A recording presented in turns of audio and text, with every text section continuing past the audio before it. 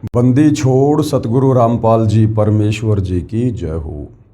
परम पिता परमात्मा सारी सृष्टि के रचनहार कुल मालिक असंख्य ब्रह्मांडों के स्वामी जगत गुरु तीनों लोकों में प्रवेश करके सबका धारण पोषण करने वाले राजाधिराज आत्माधार नाथों के नाथ देवों के देव महादेव सर्वेश्वर महेश्वर मृत्युंजय अजरो अमर आदि अनादि सनातनी प्रभु जगत पिता जगदीश्वर श्री श्री 1008 की उपाधि के वास्तविक अधिकारी अकाल मूर्त शब्द स्वरूपी राम वासुदेव सर्वगतम ब्रह्म परम पूज्य प्रथम पूज्य परम संत परम पुरुष परम धनी परम दयालु सत्य कबीर हक्का कबीर अल्लाहु कबीर अल्लाहु अकबर बाखबर अल्लाह ताला जगत के तारणहार जगत के मुक्तिदाता जगत के जगन्नाथ हारे के सहारे हिंदुओं के राम मुसलमानों के अल्लाह सिखों के वाहिगुरु ईसाइयों के मसीह दया के सागर दयानिधि करुणा के सागर करुणानिधि स्वयंभू परिभू संकट मोचन कष्टहरण मंगल करण दुख भंजन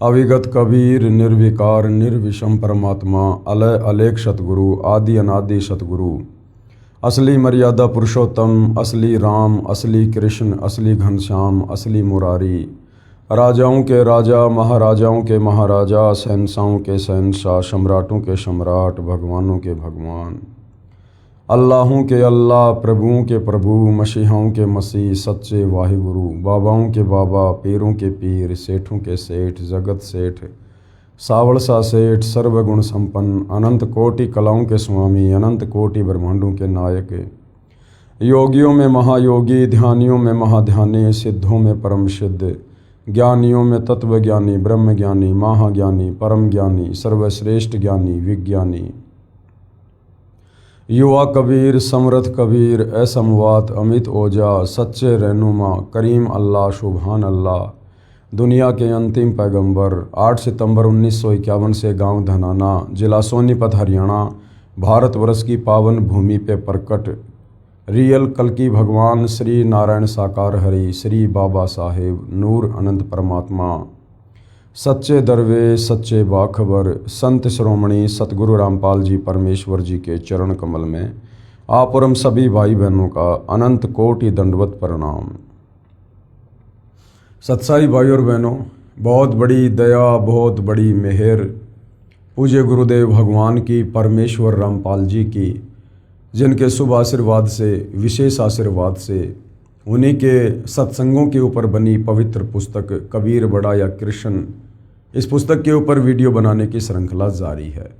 इसी श्रृंखला में आज हमारा ये 12वें नंबर का वीडियो है और इस पवित्र पुस्तक कबीर बड़ा या कृष्ण इसके प्रत्येक वीडियो से हमें अध्यात्म को लेकर शास्त्र अनुकूल साधना को लेकर वो तमाम विशेष और गूढ़ जानकारियाँ प्राप्त हो रही हैं।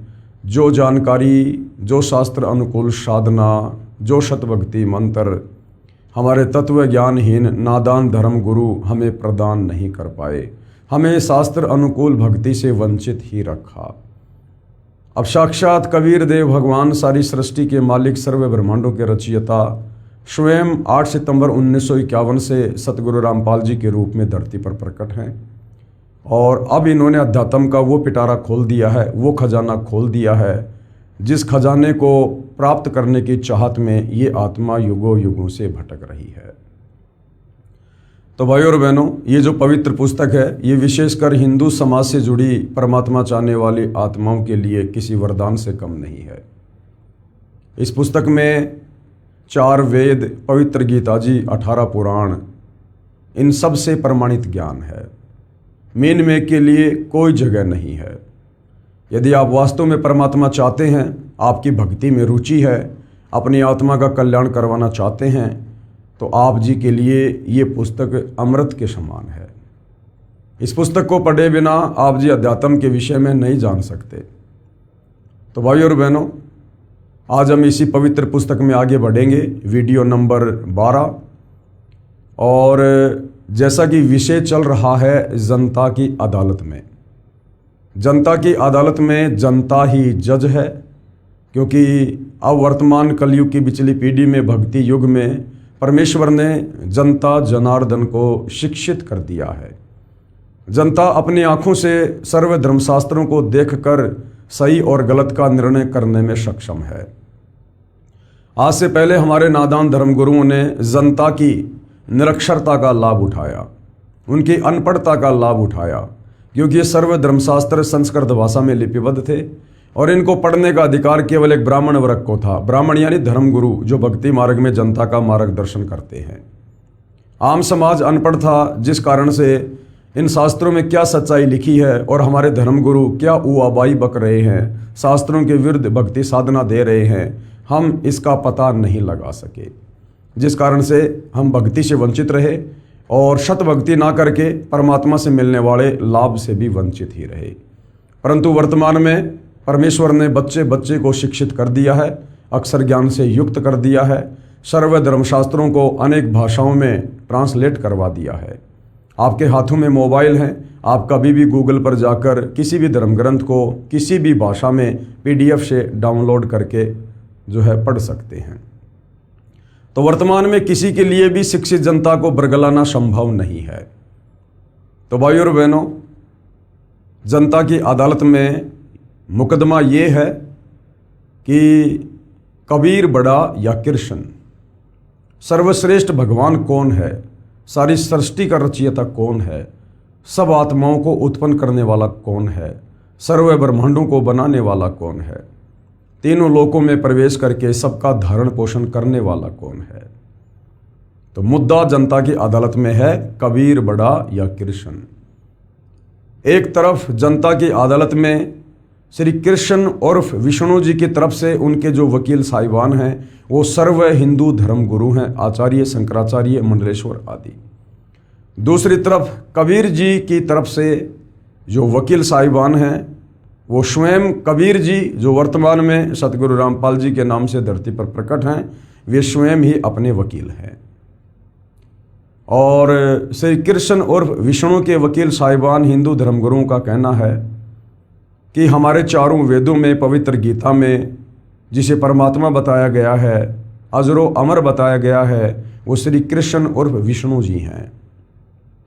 इधर कबीर जी के वकील सतगुरु रामपाल जी ने जनता के सामने श्रीमद् भगवत गीता को दिखाकर, शिव महापुराण को दिखाकर और श्रीमद् देवी महापुराण को दिखाकर ये साबित कर दिया है कि श्री कृष्ण उर्फ विष्णु ये सतोगुण के स्वामी हैं और काल के 21 ब्रह्मांड हैं, जिसमें एक ब्रह्मांड में केवल 3 लोकों में, पृथ्वीलोक, पाताललोक, स्वर्गलोक, इन लोकों में एक सतोगुण विभाग का मंत्री है, स्वामी है।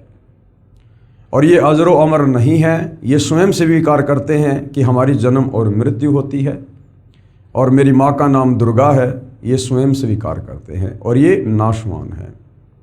तो भाइयों और बहनों, आज वीडियो नंबर 12 में जनता की अदालत में आगे क्या कुछ कार्रवाई होगी इसके विषय में हम पढ़ेंगे। और आज की जो कार्रवाई है उस कार्रवाई के तहत सृष्टि रचना को कबीर जी की अमृतवाणी से, 5वें वेद सूक्ष्म वेद से जो है प्रमाणित करके दिखाया जा रहा है कबीर जी के वकील सतगुरु रामपाल जी के द्वारा कि 650 साल पहले कबीर परमेश्वर ने जो जुलाही की भूमिका कर रहे थे, उन्होंने 120 वर्ष तक लीला की और जो भी तत्व ज्ञान उन्होंने जनता को दिया उसको आगे चलकर आदरणीय धर्मदास जी के द्वारा कबीर सागर के रूप में लिपिबद्ध कर लिया गया, जिसको 5वां वेद सूक्ष्म वेद कहते हैं, जो कबीर वाणी है। तो उस कबीर वाणी में 650 साल पहले उन्होंने सृष्टि रचना को बताया था, समझाया था। और आज हमारे जितने भी धर्म ग्रंथ हैं ये कबीर जी की उसी सृष्टि रचना का ज्यों का त्यों समर्थन कर रहे हैं। तो जनता को समझने में बिल्कुल भी देरी नहीं लगेगी कि वास्तव में समर्थ परमात्मा कबीर जी ही है। तो भाइयों और बहनों, अब हम सृष्टि रचना की जानकारी में आगे बढ़ेंगे। काफ़ी कुछ हमने पिछले वीडियो में जानकारी प्राप्त कर ली थी, अब हम आगे बढ़ेंगे। ज्योति निरंजन, ज्योति निरंजन यानी ब्रह्मा विष्णु महेश का पिता, ये काल ब्रह्म, काल बलि के वश होकर ये तीनों देवता, रजगुण ब्रह्मा, सतगुण विष्णु, तमगुण शिव, अपनी महिमा दिखाकर जीवों को स्वर्ग, नरक तथा भवसागर में लग 84 योनियों में भटकाते रहते हैं। ये तीनों देवता जो एक एक गुण से युक्त हैं, रजगुण से ब्रह्मा जी, सतगुण से विष्णु जी और तमोगुण से शंकर जी। ये तीनों ब्रह्मा विष्णु महेश ये इस काल बलि के पुत्र हैं और काल प्रेरणा से एक एक गुण के वशीभूत होकर ये तीनों लोकों के प्राणियों को भक्ति मार्ग से भटकाते रहते हैं, भ्रमित करते रहते हैं, सभी जीवों को कर्म बंधनों में बांध के रखते हैं। ज्योति निरंजन यानी काल अपनी माया से नागिनी की तरह जीवों को पैदा करता है और फिर मार देता है। नागिन अपने बच्चों को खाती है, उसी प्रकार ज्योति निरंजन उत्पन्न करता है तथा मारता है। ज्योति निरंजन यानी काल 1,00,000 मानव शरीर प्रतिदिन खाता है। उदाहरण बताया है कि नागिन अपने अंडों से बच्चे निकालते समय अपने शरीर के पिछले भाग से यानी फन से आगे वाले भाग से अंडों के चारों ओर घेरा लगा लेती है। फिर अंडों को अपना फन यानी मुख मार मार कर फोड़ती है। अंडों से बच्चे निकलते ही भागने लगते हैं। नागिन उनको खाने लगती है। जो कोई उसके शरीर के ऊपर से होकर घेरे से बाहर निकल जाते हैं वे ही बच पाते हैं, नहीं तो कुंडली में वह नागिन छोड़ती नहीं। जितने बच्चे उस कुंडली के अंदर होते हैं उन सब को खा जाती है। तो भाई और बहनों, ये जो 21 ब्रह्मांड है ये इस काल रूपी नागिन की कुंडली है। ये दुर्गा ने पूरी कुंडली बना रखी है, काल और दुर्गा ने। और ये काल दुर्गा के माध्यम से यहाँ पर संतान उत्पत्ति करता है और खुद ही फिर ये तपतशिला पे भून भून के खाता है। और जो इसकी कुंडली से, जो इसके घेरे से बाहर निकल जाते हैं वो जीव बच जाते हैं। और इसके घेरे से, इसकी कुंडली से कौन निकलता है? जो भगत आत्मा तत्वदर्शी संत की शरण में आकर मर्यादा में रहकर सत भक्ति करते हैं, उनको ये नागिन, ये काल कुछ नहीं कहता, क्योंकि वो आत्माएं सतगुरु की शरण में आकर इनकी हद से बाहर हो जाते हैं। अन्यथा ये सबको खाते हैं। ब्रह्मा विष्णु महेश जो इसके पुत्र हैं, ये काल इनको भी नहीं छोड़ता है। परमेश्वर की वाणी है, माया काली नागिन और अपने जाए खात और कुंडली में छोड़े नहीं 100 बातों की बात। इसी प्रकार ये काल बलि का जाल है। निरंजन तक की भक्ति पूरे संत से नाम लेकर करेंगे तो भी इस निरंजन की कुंडली यानी 21 ब्रह्मांडों से बाहर नहीं निकल सकते। अगर काल निरंजन तक की भक्ति भी आप पूर्ण तत्वदर्शी संत से लेकर करोगे तो भी आप काल के 21 ब्रह्मांड से बाहर नहीं निकल सकते। तत्वदर्शी संत क्या करेगा? आपको लास्ट इस ब्रह्म का मंत्र दे देगा, आपको धार्मिक यज्ञ बता देगा, तो आप कहाँ जाओगे? इस ब्रह्म के ब्रह्मलोक में जाओगे। और गीता अध्याय 8 श्लोक नंबर 16 में ये काल ब्रह्म खुद कहता है कि अर्जुन, ब्रह्मलोक पर्यंत सर्वलोक पुनरावर्ती में है, यानी ब्रह्मलोक में गया हुआ साधक भी वापस जन्म और मरण में है। तो यदि आप काल के 21 ब्रह्मांड से बाहर निकलना चाहते हैं, इस कुंडली से बाहर निकलना चाहते हैं, तो आपने तत्वदर्शी संत से कंप्लीट भक्ति का कोर्स लेना पड़ेगा, कंप्लीट भक्ति का कोर्स, तब आप 21 ब्रह्मांड से बाहर निकल सकते हैं। स्वयं ब्रह्मा विष्णु महेश आदि माया शेरा वाली भी निरंजन की कुंडली में है। ये अवतार धार कर आते हैं और जन्म मृत्यु का चक्कर काटते रहते हैं। इसलिए विचार करें, सोहम जाप जो कि ध्रुव और प्रहलाद व सुखदेव ऋषि ने जपा वह भी पार नहीं हुए, क्योंकि श्री विष्णु पुराण के प्रथम अंश के अध्याय 12 के श्लोक 93 में पृष्ठ 51 पर लिखा है कि ध्रुव केवल 1 कल्प अर्थात 1000 चतुर्युग तक ही मुक्त है। ध्रुव कितने समय तक मुक्त हुआ है? ध्रुव केवल 1 कल्प। 1 कल्प क्या होती है? श्री ब्रह्मा जी का 1 दिन, जो 1008 चतुर्युग का होता है। एक चतुर्युगी यानी सतयुग, त्रेता, द्वापर, कलयुग, इन 4 युगों को एक चतुर्युग कहते हैं। और इसका कुल समय है 43,20,000 वर्ष हम इंसानों के। ऐसे ऐसे 1008 चतुर्युग तक यानी ब्रह्मा जी के 1 दिन तक ध्रुव जो है मुक्त हुआ है। उसके बाद ध्रुव भी जन्म और मरण में आएगा, 184 योनि में जाएगा। ध्रुव का, प्रहलाद का, सुखदेव का, इनका पूर्ण मोक्ष नहीं है। ध्रुव केवल एक कल्प अर्थात 1000 चतुर्युग तक ही मुक्त है, इसलिए काल लोक में ही रहे तथा ओम नमः भगवते वासुदेवाय नमः मंत्र जाप करने वाले भगत भी श्री कृष्ण तक की भक्ति कर रहे हैं, वे भी 84 लाख योनियों के चक्कर काटने से नहीं बच सकते। जनता की अदालत में सतगुरु रामपाल जी हिंदू धर्मशास्त्रों का हवाला देकर बता रहे हैं कि श्री कृष्ण उर्फ श्री विष्णु जी की भक्ति साधना करने वाले साधक भी काल लोक से पूर्णतया मुक्त नहीं होते हैं। उनका जन्म मरण, लक 84 योनि में चक्कर काटना, नरक में असहनीय पीड़ा भोगना, ये सतत जारी रहता है। ये परम पूज्य कबीर साहिब जी व आदरणीय गरीबदास साहिब जी महाराज की वाणी प्रत्यक्ष प्रमाण देती है, जो कि 5वां वेद सूक्ष्म वेद है। और क्या प्रमाण है? अनंत कोटि अवतार हैं माया के गोविंद। इस काल बलि की प्रेरणा से यहाँ पर अनंत करोड़ अवतार हो चुके हैं श्री राम श्री कृष्ण जी जैसे। और करता हो अवतरे, और जब ये आते हैं ना ब्रह्मा विष्णु महेश ऊपर से अवतार बन के, तो ये भगवान बन के आते हैं यहाँ पर। आम प्राणियों से इनके पास में विशेष पावर होती है, शक्ति होती है, जो ये यहाँ पर भगवान बन जाते हैं आप और हमारे बीच में। और बहुर पड़े जग फंद, लेकिन जब इनका समय पूरा होता है उसके बाद ये भी लक 84 योनियों में जाते हैं। जिस प्रकार भाई और बहनों बरसात के समय में वो पंख वाली चींटियां आ जाती हैं और वो क्या करती हैं, घंटा 2 घंटा जहाँ कहीं भी कोई लाइट वगैरह होती है, कोई दीपक होता है, उसके चारों तरफ मंडराती हैं, उड़ती रहती हैं। और बाकी जो चींटियां होती हैं, जो सामान्य चींटियां होती हैं जिनके पंख नहीं होते, वो ये सोचती हैं कि भाई ये तो भगवान हैं, ये तो परमात्मा है भाई, जो ऐसे ऐसे आकाश में उड़ जाती हैं, चक्कर काट रही हैं। यानी सामान्य चींटियों में वो पंख वाली चींटियां भगवान साबित होती हैं, भगवान सिद्ध होती हैं। लेकिन भाई और बहनों घंटे 2 घंटे के बाद में वो फड़फड़ा के उनके पंख टूट जाते हैं और वो ज़मीन पे आ गिरती हैं और चींटी की चींटी रह जाती हैं। इसी प्रकार आप और हम जो सामान्य प्राणी हैं, आम प्राणी हैं, हमारी नज़रों में ये श्री कृष्ण, श्री राम, अन्य अवतार, ब्रह्मा विष्णु महेश जो यहाँ पर अवतार धारण करके आते हैं, ये हमारी नज़रों में भगवान सिद्ध होते हैं।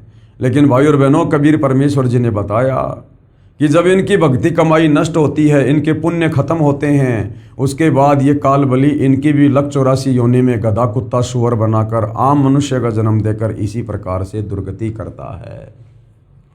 तो क्या कहा है?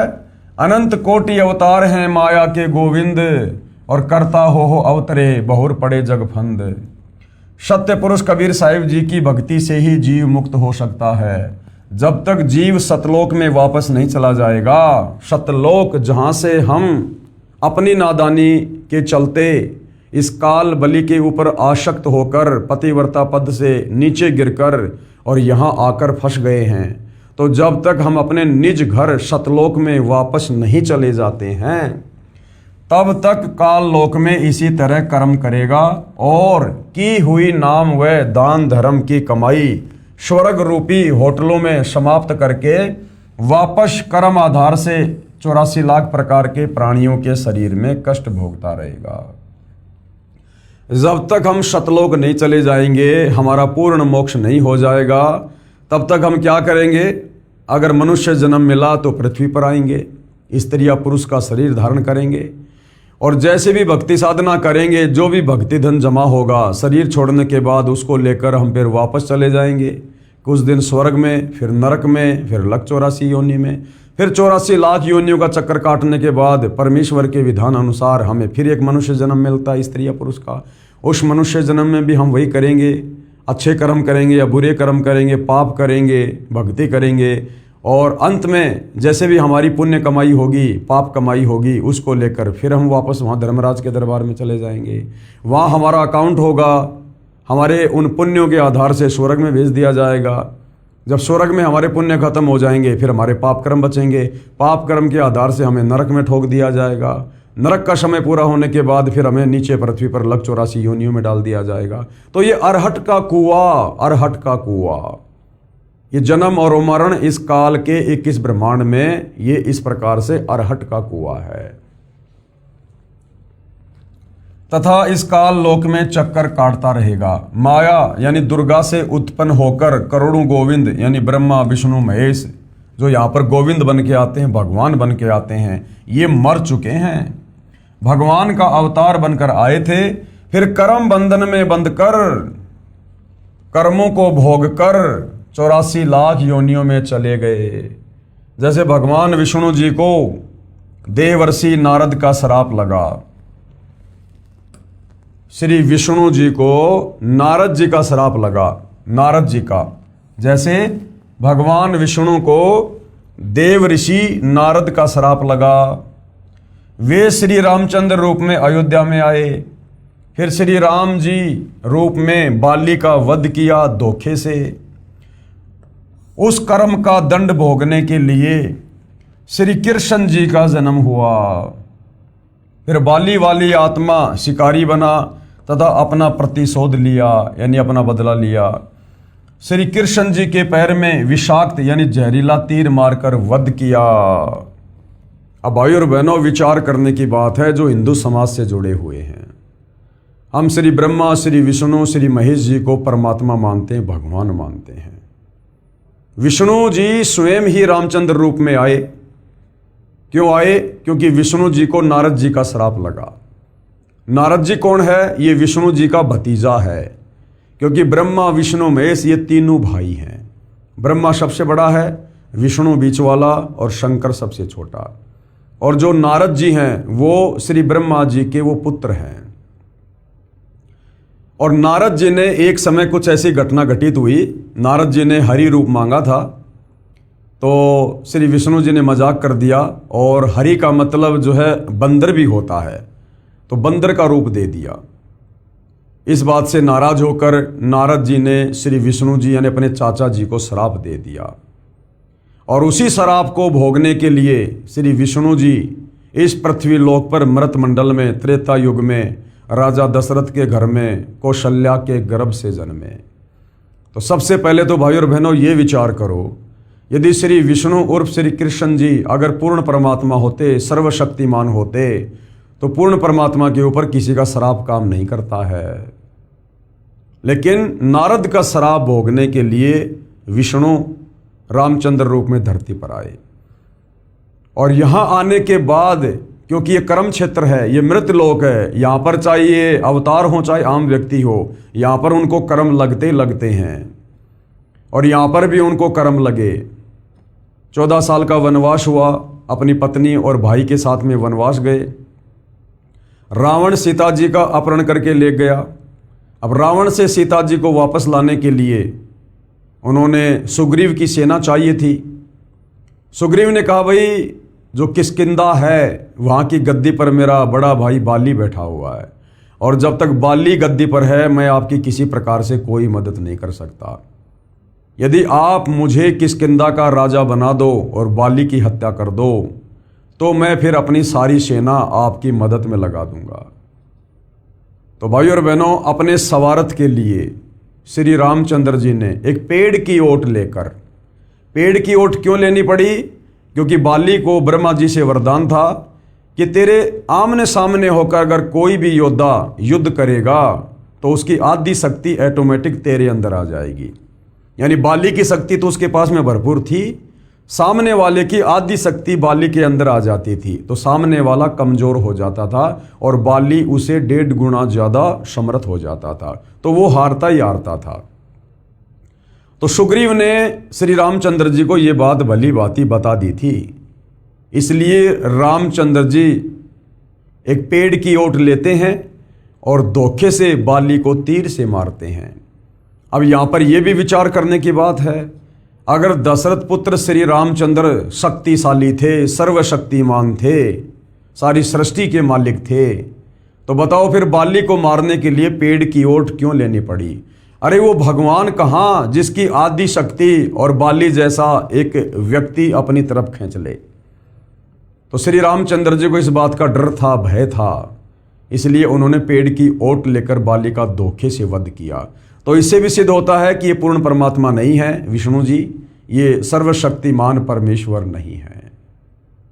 उसके बाद बाली ने कहा कि हम दोनों भाइयों का आपस का मामला था, मैं तो तुझे जानता भी नहीं, और आपने जो मुझे धोखे से मारा है इसका बदला देना होगा। तो विष्णु उर्फ रामचंद्र जी ने कहा कि इसका बदला मैं आपको द्वापर युग में दूंगा, जब मैं श्री कृष्ण रूप में पुनः जन्म लूँगा, और आप उस समय एक शिकारी होंगे बालिया नाम के, और आप भी मुझे इसी प्रकार धोखे से तीर मारोगे हिरण की आंख समझकर। उस समय मैं आपका ये बदला दूंगा। तो विचार करो भाई और बहनों, आप और हम विशेषकर हिंदू समाज से जुड़े भाई बहन श्री ब्रह्मा, श्री विष्णु, श्री शंकर जी की भक्ति करते हैं। ब्रह्मा जी की तो लोग इतनी नहीं करते, लेकिन विष्णु और शंकर जी की विशेष करते हैं। और भक्ति करने का मकसद क्या होता है कि हमारे भाग्य में, हमारे संस्कार में, हमारे प्रारब्ध में जो परेशानियां हैं, जो दुख हैं, संकट हैं, आपत्तियां आनी है भविष्य में, वो आपत्तियां ना आए, इसीलिए तो भगवान की भक्ति करते हैं, मंदिर में जाते हैं, कावड़ लेकर आते हैं। अब विचार करो भाई और बहन, जिन भगवानों की भक्ति हम ये सोच कर रहे हैं कि ये हमारे कर्म के कांटे निकालेंगे, ये हमारी आपत्तियों का हरण करेंगे, सोचिए भाई और बहनों, उन भगवानों को खुद अपने द्वारा किए गए कर्मों को भोगना पड़ता है। उन भगवानों के पास भी वो कर्म काटने वाली शास्त्र अनुकूल भक्ति नहीं है। तो जो भगवान अपने कर्म नहीं काट पाए, तो उन भगवानों की भक्ति से, इन मंदिरों में जाने से, श्री रामचंद्र जी की पूजा से, श्री कृष्ण जी की पूजा से, भला आप और हम अपने कर्म संस्कार कैसे काट सकते हैं? ये विचारणीय विषय है।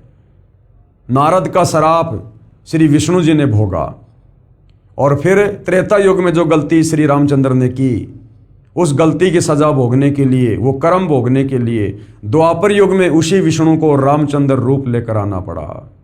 और बालिया नाम के शिकारी ने हिरण की आंख समझकर श्री कृष्ण जी के पैर में जो पद्म था, जो चमका करता था, उसमें जहरीला तीर मारा और श्री कृष्ण जी की तड़फ तड़फ कर मृत्यु हुई। तो विचार करने की बात है भाई और बहनों, जो हमारे भगवान, जिनको हम भगवान समझा करते थे तत्व ज्ञान के अभाव में, और ज़्यादातर हिंदू समाज तो वर्तमान में भी उन्हीं को भगवान मानकर पूजता है, जब ये अपने कर्म दंड नहीं काट पाए, तो भला इनकी भक्ति से आप और हमारे कर्म दंड कैसे कटेंगे? इसलिए गीता अध्याय 4 श्लोक नंबर 34 में गीता का ज्ञान देने वाले काल ब्रह्म ने कहा है कि अर्जुन, अगर पूर्ण परमेश्वर की भक्ति करनी है, सदा सदा के लिए जन्म मरण से छुटकारा प्राप्त करना है, उस परमेश्वर के विषय में जानकारी प्राप्त करनी है, तो किसी तत्वदर्शी संत की खोज कर ले। वो तत्वदर्शी संत तुझे परमात्म ज्ञान से परिचित करवाएगा। तो भाई और बहनों, आप और हम क्या कर रहे हैं और हमारे धर्मशास्त्रों में क्या लिखा हुआ है, ये हमारे नादान तत्व ज्ञानहीन धर्मगुरु हमें आज तक नहीं बताए। अब विशेष रजा हुई है परमेश्वर की, उन्होंने स्वयं ही पृथ्वी पर प्रकट होकर सृष्टि रचना के द्वारा ये सारा भेद खोल दिया है कि श्री ब्रह्मा, विष्णु, महेश, देवी दुर्गा, काल ब्रह्म, ये अन्य देवी देवता, ये किस स्तर के हैं, इनकी भक्ति से मुक्ति है या नहीं, मोक्ष होगा या नहीं, जन्म मरण का झंझट समाप्त होगा या नहीं। महाराज गरीबदास जी की अपनी वाणी, आदरणीय गरीबदास जी अपनी वाणी में क्या कहते हैं भाई और बहनों? ब्रह्मा, विष्णु, महेश और माया और धर्मराया कहिए, इन पांचों मिल परपंच बनाया, वाणी हमरी लइए। यानी ये ब्रह्मा, विष्णु, महेश, ये तीनों देवता, इनकी माता दुर्गा और इनका पिता धर्मराय यानी ये काल, ये पांचों मिलकर यहाँ पर जीवों को कर्म बंधन में बांध के रखते हैं, मुक्त नहीं होने देते हैं। ब्रह्मा जी, विष्णु जी और महेश्वर यानी शंकर जी, माया यानी दुर्गा और धर्मराय यानी काल, इन पांचों मिल प्रपंच बनाया, इन्होंने पूरा जाल बुना हुआ है, वाणी हमरी लइए। इन पांचों मिल जीव अटकाए, जुगन जुगन हम आन छुटाए, बंदी छोड़ हमारा नामम, अजर अमर है अस्तर ठामम। पीर पैगंबर और कुतुब ओलिया, सुर नर मुनि जन ज्ञानी, एत्या को तो रान ना पाया, जम के बंधे प्राणी। ये पीर पैगंबर जितने भी मुसलमान धर्म में आए हैं, ये कुतुब ओलिया और ये सूर्य यानी देवता, नर मानी आम प्राणी, आम इंसान, और मुनिजन यानी साधु संत महात्मा ज्ञानी लोग कहते हैं ये भी थक गए, ये भी भक्ति कर करके थक गए। एत्या को तो राह ना पाई, इनको तो मोक्ष मार्ग नहीं मिला, काल के जाल से बाहर निकलने का रास्ता नहीं मिला। ये जम के बंधे प्राणी, ये काल की डोर से ही बंधे हुए हैं, जन्म और मरण में है ये। धर्म राय की धूमा धामी, जम पर जंग चलाऊं, और जोरा को तो जान न दूंगा, बांध अदल घर लाऊं। परमात्मा कहते हैं हमारी शरण में आ जाओ, उसके बाद इनका कोई षड्यंत्र तुम्हारे ऊपर काम नहीं करेगा। काल अकाल दोहों को मोसूं, महाकाल सिर मुंडूं, और मैं तो तख्त हजूरी हुक्मी, चोर खोज को ढूंढूं। मुल्ला माया मग में बैठी, हंसा चुन चुन खाई, और ज्योत स्वरूपी कहे निरंजन मैं ही करता भाई। 87 दीप मुनीश्वर, बंदे मुल्ला डोरी, एत्या में जमका तलबाना, चलिए पुरुष किशोरी। मुल्ला का तो माथा दागूं, सत की मोहर करूंगा, पुरुष दीप को हंस चलाऊं, दर न रोकन दूंगा। हम तो बंदी छोड़ कहावा, धर्म राय है चकवे, सतलोक की सकल सुनावा, वाणी हमरी अखवे। नौलख पट्टन ऊपर खेलूं, शाहदरे को रोकूं, 12 कोटि कटक सब काटूं, हंस पठाऊं मोखूं। 14 भवन गवन है मेरा, जल थल में सर्वंगी, खालिक खलक खलक में खालिक, अविगत अचल अभंगी। अगर अलील चक्कर है मेरा, जित से हम चल आए, और पांचों पर परवाना मेरा, बंदी छुटावन धाये। जहाँ ओकार निरंजन नाही, ब्रह्मा विष्णु वेद ना जाही। जहाँ करता नहीं काल भगवाना, काया माया पिंड न प्राणा। ये सतलोक के विषय में बताया जा रहा है कि वहाँ पर ब्रह्मा विष्णु महेश जिस प्रकार से जीवों को कर्मदंड में बांध के रखते हैं, ऐसी व्यवस्था सतलोक में नहीं है। वहाँ सब स्वतंत्र हैं, सब वहाँ पर मुक्त हैं। ना वहाँ पर ये काल बली है जो वहाँ पर जीवों को भून भून के खाएगा। 5 तत्व तीनों गुण नाही, जोरा काल दीप नहीं जाही। अमर करूं सतलोक पठाऊं, ताते बंदी छोड़ कहूं। अब यहाँ पर भाई और बहनों, ये चींटी से लेकर हाथी तक और आम प्राणी से लेकर ब्रह्मा विष्णु महेश तक, ये किस प्रकार से काल के बंधन में है, काल की डोरी से बंधे हुए हैं, जन्म और मरण के चक्कर में हैं। एक ये अरहट का कुआं है, इसका चित्र बनाकर हमें समझाया गया है। चूँकि पुराने समय में इसी प्रकार से कुएं से पानी निकाला जाता था। ये देखिएगा, एक ये चक्कर है, और इस चक्कर के चारों तरफ एक चैन है ये, और इस चैन के साथ में ये जो बाल्टियां हैं ये वेल्ड की हुई है ये, और बैलों के द्वारा इस चक्कर को चलाया जाता था। तो ये जो खाली बाल्टी हैं, ये खाली बाल्टी नीचे जाती थी इस कुएं के अंदर। ये बाल्टियां समझ लो ब्रह्मा विष्णु महेश हैं, आम प्राणी हैं, जीव हैं जो जन्म मरण के चक्कर में हैं। तो ये क्या करते हैं, ये सभी बाल्टियां नीचे जाती हैं, और यहाँ जाने के बाद ये पानी के अंदर डूब जाती हैं, और जब ये वापस चलती हैं तो ऊपर इनका खुला मुंह होता है, जिस कारण से इनमें पानी भर जाता है। तो पानी भरने के बाद में फिर ये ऊपर को चलती हैं।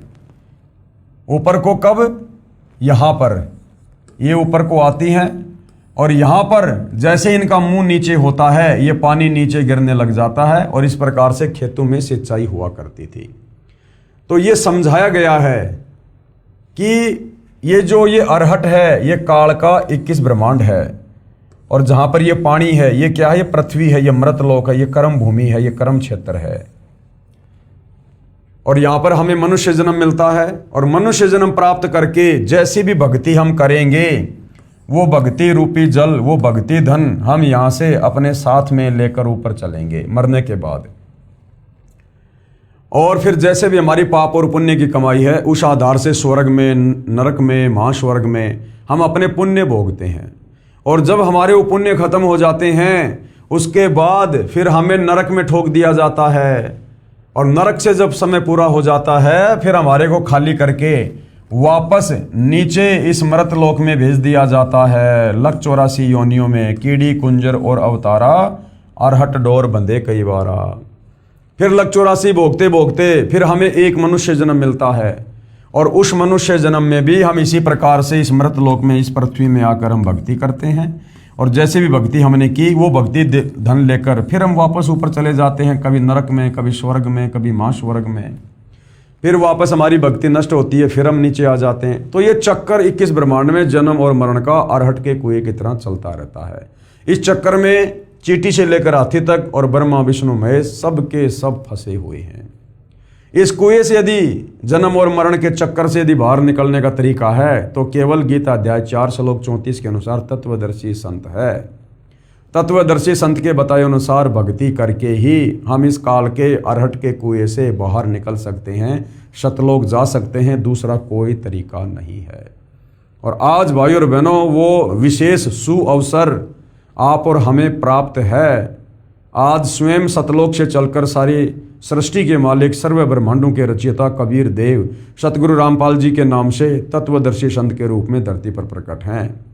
जो भक्ति साधना सतगुरु रामपाल जी के पास है उसी को आजीवन मर्यादा में रहकर करने के चलते हम इस काल के इस अरहट के कुएं से बाहर निकल सकते हैं, जन्म मरण से मुक्ति प्राप्त कर सकते हैं, अपने निज घर सतलोक को जा सकते हैं। दूसरा कोई तरीका इस काल की 21 ब्रह्मांड वाली सृष्टि में नहीं है। तो क्या कहा गया है?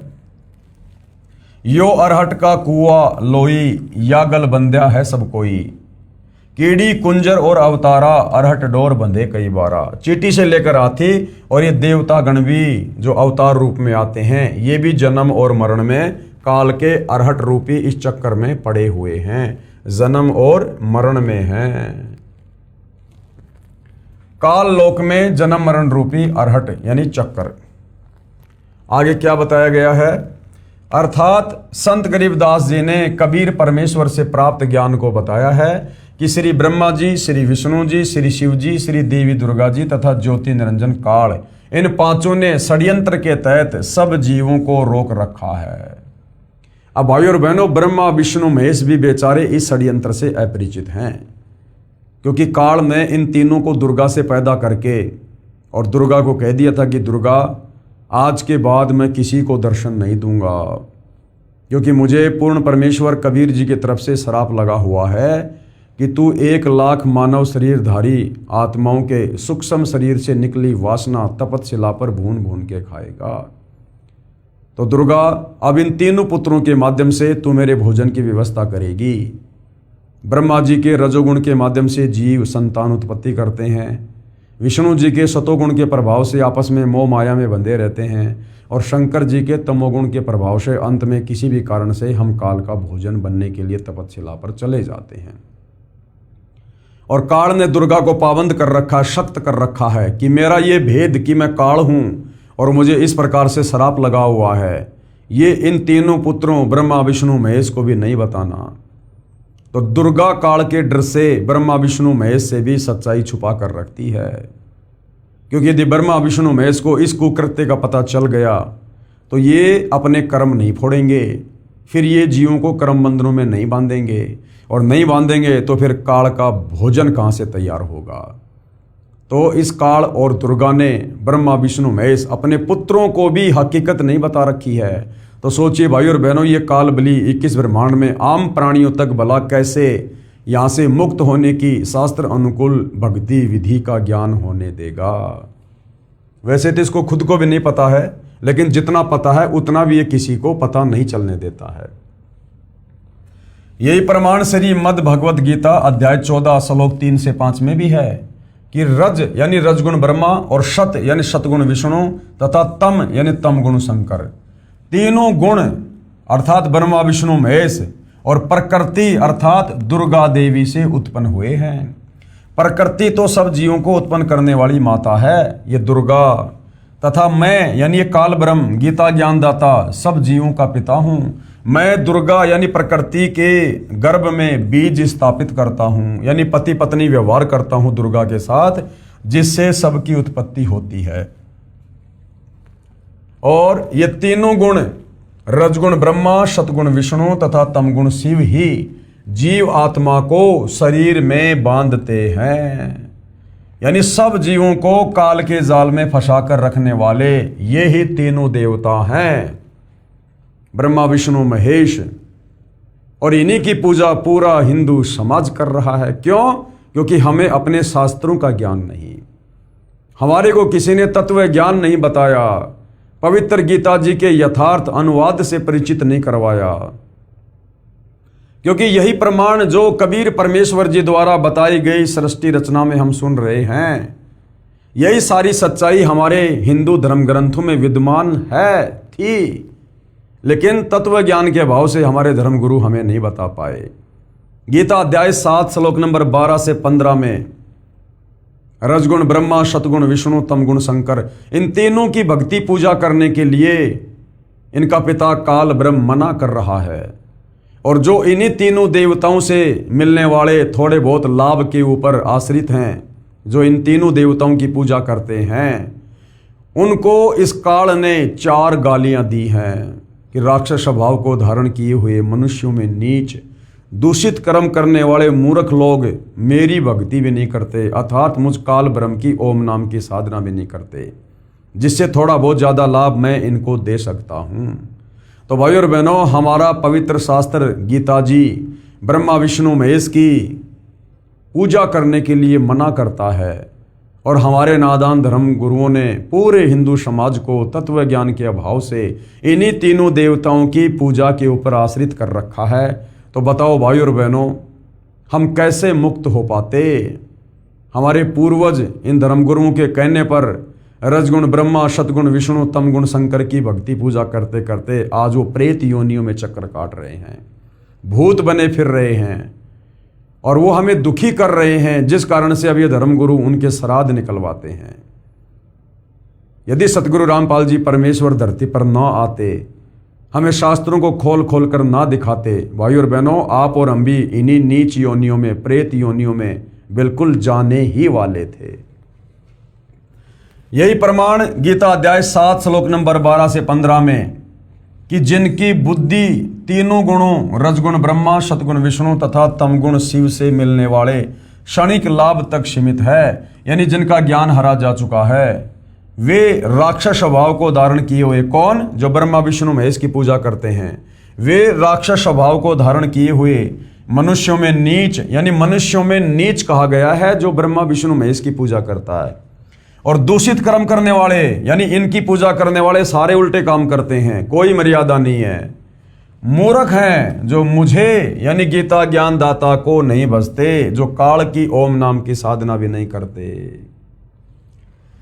कबीर परमेश्वर यानी कबीर देव की महिमा बताते हुए आदरणीय गरीबदास जी कह रहे हैं कि हमारे प्रभु कबीर यानी कबीर देव बंदी छोड़ हैं। अब बंदी छोड़ का क्या मतलब है? बंदी छोड़ का भावार्थ है काल की कारागार से छुटकवाने वाला। काल की कारागार क्या है? ये 21 ब्रह्मांड, ये काल की जेल है, कारागार है। और जो इससे हमें छुड़वा दे, जन्म और मरण से छुड़वा दे। काल ब्रह्म के 21 ब्रह्मांडों में सभी प्राणी पापों के कारण काल के बंदी हैं।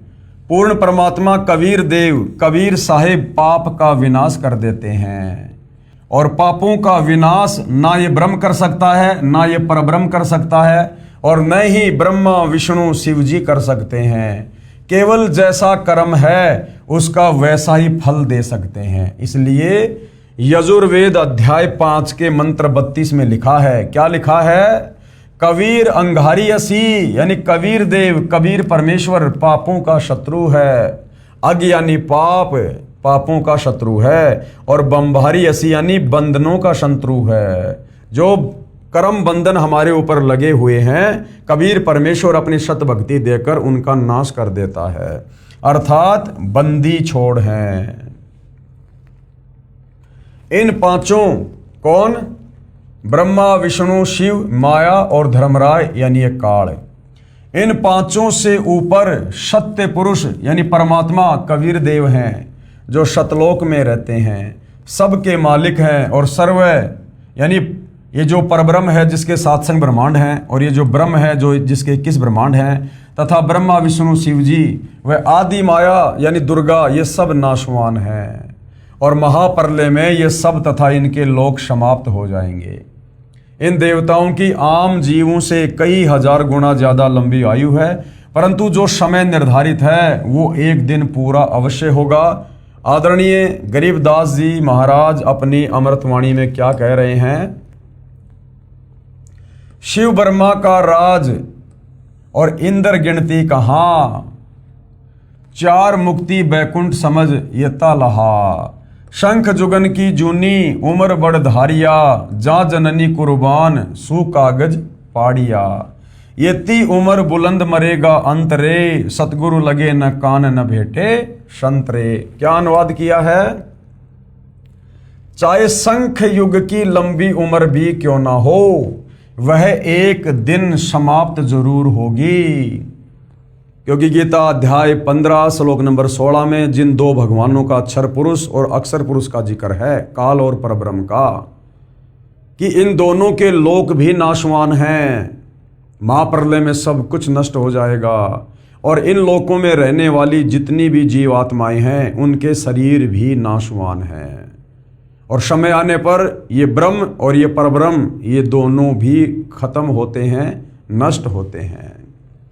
यदि सत्य पुरुष परमात्मा कबीर देव कबीर साहिब के नुमाइंदे पूर्ण संत यानी पूर्ण गुरु, जो तीन नाम का मंत्र जिसमें एक ओम है, दूसरा है तत्, तीसरा है सत्य, जो कि सांकेतिक हैं, वो प्रदान करता है तथा उसे पूर्ण संत द्वारा नामदान करने का आदेश है, उसे उपदेश लेकर नाम की कमाई करेंगे तो हम शतलोक के अधिकारी हंस हो सकते हैं। और अपने नुमाइंदे पूर्ण संत की भूमिका वो कबीर परमात्मा शतलोक से चलकर पृथ्वी पर प्रकट होकर हम इंसानों जैसा बनकर स्वयं ही निभाता है। तो वर्तमान में वो कबीर परमात्मा स्वयं ही अपना नुमाइंदा है, पूर्ण गुरु है। तो वर्तमान में सतगुरु रामपाल जी से नाम दीक्षा लेकर ही हम काल के 21 ब्रह्मांड रूपी कारागार से बाहर निकल सकते हैं। सत्य साधना बिना, सत्य साधना क्या है? शास्त्रों के अनुकूल साधना। सत्य साधना बिना बहुत लंबी उम्र कोई काम नहीं आएगी, क्योंकि अंत में मरना पड़ेगा। क्योंकि निरंजन का लोक दुखालय है, यानी यहां पर दुख ही दुख है। क्या कहा परमेश्वर ने अपनी अमृतवाणी में? कबीर जीवन तो थोड़ा ही भला, जय सत सुमरण होए, और लाख बरस का जीवना लेखे धरे न कोई। जिस भगत को शत भक्ति मिल जाती है तत्वदर्शी संत से, तो उसका टारगेट बन जाता है मोक्ष प्राप्त करने का, शतलोक जाने का। तो भाई जब जिसका टारगेट ही शतलोक जाने का बन गया, फिर उसके लिए क्या 1000 साल की उम्र, क्या 100 साल की उम्र, क्या 10 साल की उम्र। वो भगत तो तैयार बैठा कि परमात्मा कब आओगे, कब दास पे दया करोगे, चाहे आज ही सतलोक ले चलो। इसलिए कहते हैं कि जीवन तो थोड़ा ही भला, जय सत सुमरण हो। यदि आपके पास में शास्त्र अनुकूल साधना है काल के जाल से मुक्त होने की, तो ज़्यादा लंबी उम्र भगवान से नहीं मांगनी चाहिए, दुआ करनी चाहिए, परमात्मा है उसको भी खत्म करो, जल्दी से जल्दी यहाँ से बाहर करो। और लाख वर्ष का जीवना लेखे रहना कोई। रावण था त्रेता युग में, लाखों साल की उसकी उम्र थी। बताओ, अंत में उसकी भी कुत्ते वाली मौत हुई दुर्गति से। तो परमात्मा कहते हैं जिसके पास में सत भक्ति नहीं है, तत्वदर्शी संत का आसरा नहीं है, वो चाहे कितनी लंबी उम्र जी ले, उसकी उम्र का कोई लेखा, कोई मायना नहीं होता है। अंत में लक 84 में ही जाना है। कबीर साहिब अपनी यानी पूर्ण ब्रह्म की जानकारी स्वयं बताते हैं। कबीर साहिब अपनी यानी पूर्ण ब्रह्म की, यानी कबीर परमात्मा खुद ही पूर्ण ब्रह्म हैं और वे खुद ही धरती पर तत्वदर्शी संत की भूमिका करके अपनी जानकारी बताते हैं कि इन परमात्माओं से ऊपर, कौन से परमात्माओं से ऊपर? 21 ब्रह्मांड का स्वामी ब्रह्म और 7 संग ब्रह्मांड का स्वामी अक्षर पुरुष, कि इन परमात्माओं से ऊपर असंख्य भुजा का परमात्मा सत्य पुरुष है, जो शतलोक यानी सचखंड सतधाम में रहता है, तथा उसके अंतर्गत सर्वलोक यानी इस ब्रह्म के 21 ब्रह्मांड, वह ब्रह्मा विष्णु शिव शक्ति के लोक तथा परब्रह्म के 7 संग ब्रह्मांड व अन्य सर्व ब्रह्मांड आते हैं। और वहां पर शतनाम शारनाम के जाप द्वारा जाया जाएगा, जो पूरे गुरु से प्राप्त होता है। सचखंड यानी सतलोक में जो आत्मा चली जाती है उसका पुनर्जन्म नहीं होता। कहां पर? इस काल के लोक में उसका पुनर्जन्म नहीं होता है, केवल सतलोक में एक बार उसका जन्म होता है। परमेश्वर के आशीर्वाद से, वचन से, शब्द से। उसके बाद वो युवा होता है और युवा होने के बाद वो कभी वृद्ध नहीं होता, फिर वो कभी बुढ़ापे में नहीं आता, कभी फिर उसकी मृत्यु नहीं होती है, उसका पुनर्जन्म नहीं होता। सत्य पुरुष यानी पूर्ण ब्रह्म कौन? कबीर साहिब, कबीर साहिब, कबीर देव ही अन्य लोकों में स्वयं ही भिन्न भिन्न नामों से विराजमान है। जैसे अलख लोक में अलख पुरुष, अगम लोक में अगम पुरुष तथा अकय लोक में अनामी पुरुष रूप में विराजमान है। ये तो उपमात्मक नाम है किसके? कबीर भगवान के। परंतु वास्तविक नाम उस पूर्ण पुरुष का कबीर देव भाषा भिन्न होकर कबीर साहिब है। यानी वेदों में कबीर जी को कबीर कहा है और फिर हम उसको अपनी भाषा में कबीर देव, कबीर साहिब, कबीर परमात्मा इस प्रकार के नाम से जो है संबोधित करते हैं। अब भाइयों और बहनों, इन तमाम धर्म ग्रंथों को लेकर कबीर जी के वकील सतगुरु रामपाल जी जनता की अदालत में सबके समक्ष हैं और सारी बातों के प्रमाण दिखाए जा रहे हैं, क्योंकि मुकदमा चल रहा है जनता की अदालत में, जनता खुद जज है और मुकदमा है कि वास्तव में सुप्रीम कोर्ट कौन है, कबीर बड़ा या कृष्ण। तो एक तरफ श्री कृष्ण जी के वकील हिंदू धर्मगुरु खड़े हैं, दूसरी तरफ कबीर जी के वकील सतगुरु रामपाल जी हैं और जनता जो सवाल कर रही है प्रत्येक सवाल का प्रमाणित जवाब हिंदू धर्म ग्रंथों से कबीर जी के वकील सतगुरु रामपाल जी पेश कर रहे हैं। जनता अपनी आंखों से देख रही है और आश्चर्यचकित है कि हमारे धर्म ग्रंथों में यह खजाना छुपा हुआ पड़ा था और हमें नहीं बताया गया। तो जनता की भी अब धीरे धीरे अध्यात्म को जानने में रुचि बढ़ रही है और जो जनता है वो कबीर जी के वकील सतगुरु रामपाल जी से अध्यात्म के विषय में सवाल पर सवाल कर रही है। तो अगला क्या सवाल किया जनता की अदालत में? जनता ने कबीर परमेश्वर के वकील सतगुरु रामपाल जी से प्रश्न नंबर 7, यह कहाँ प्रमाण है कि रजगुण ब्रह्मा है, सतगुण विष्णु तथा तमगुण शंकर है? कि भाई ये हमें प्रमाण दो कि रजगुण ब्रह्मा जी को कहते हैं, सतगुण विष्णु जी को कहते हैं और तमगुण शंकर जी को कहते हैं। क्योंकि कबीर जी के वकील सतगुरु रामपाल जी ने जनता के सामने श्रीमद् भगवत गीता अध्याय 7 श्लोक नंबर 12 से 15 को दिखा दिया कि देखो यहां पर तीनों गुणों की, रजगुण, सतगुण और तमगुण की पूजा करने वालों को, यानी ब्रह्मा विष्णु महेश की पूजा करने वालों को ये काल ब्रह्म 4 गालियां दे रहा है कि राक्षस स्वभाव को धारण किए हुए मनुष्यों में नीच, दूषित कर्म करने वाले मूढ़ लोग मेरी भक्ति भी नहीं करते। चूंकि भाई और बहनों गीता जी चारों वेदों का सार है, इसलिए ये कोड वर्ड में है, संकेतों में है, या डायरेक्ट ब्रह्मा विष्णु महेश का नाम ना लिखकर और संकेतों में उन्हें परिभाषित किया गया है कि रजगुण, सतगुण और तमगुण। अब जनता कह रही है कि हम ये कैसे विश्वास करें कि गीता जी अध्याय 7 श्लोक नंबर 12 से 15 में जो रजगुण है, तमगुण है, सतगुण है वो ब्रह्मा विष्णु महेश के लिए कहा गया है। तो इसका कहाँ प्रमाण है? हमारे किसी हिंदू धर्म ग्रंथ में है तो हमें बताइएगा। तो अब कबीर जी के वकील सतगुरु रामपाल जी इस बात का श्री मार्कंडे पुराण से प्रमाण दे रहे हैं कि मार्कंडे पुराण में ये बात लिखी हुई है। श्री मार्कंडे पुराण सचित्र मोटा टाइप गीता प्रेस गोरखपुर से प्रकाशित है। इसके अध्याय 25 में 131 नंबर पेज पर कहा है कि रजगुण ब्रह्मा है, सतगुण विष्णु तथा तमगुण शंकर, और तीनों इस काल ब्रह्म की प्रधान शक्तियां हैं और ये ही 3 देवता हैं। कौन? रज, सत और तम, यही 3 देवता हैं और यही तीनों गुण हैं। पेश है प्रमाण के लिए संक्षिप्त मार्कंडे पुराण से संबंधित प्रकरण की फोटोकॉपी, क्योंकि मामला जनता की अदालत में है और जनता को एक एक चीज शास्त्रों से क्लियर करके दिखानी पड़ेगी, तभी विश्वास होगा कि वास्तव में मार्कंडे पुराण में ये बात लिखी है या नहीं है कि यही तीनों गुण हैं, रजगुण, सतगुण, तमगुण, और यही तीनों देवता हैं। देखिएगा भाइयों और बहनों, भीतर से ब्रह्मा जी प्रकट होते हैं, ये बात तुम्हें बतलाई जा चुकी है। यद्यपि ब्रह्मा जी संपूर्ण जगत की उत्पत्ति के स्थान और निर्गुण हैं, तथापि रजोगुण का उपभोग करते हुए सृष्टि पर्वत होते हैं। रजोगुण से युक्त कौन है? ब्रह्मा जी, और ब्रह्मा के कर्तव्य का पालन करते हैं। फिर परमेश्वर सत्व गुण के उत्कर्ष से युक्त हो श्री विष्णु का स्वरूप धारकर धर्म पूर्वक प्रजा का पालन करते हैं। फिर तमोगुण की अधिकता से युक्त हो रुद्र रूप यानी शंकर रूप धारण करके संपूर्ण जगत का संहार करते हैं।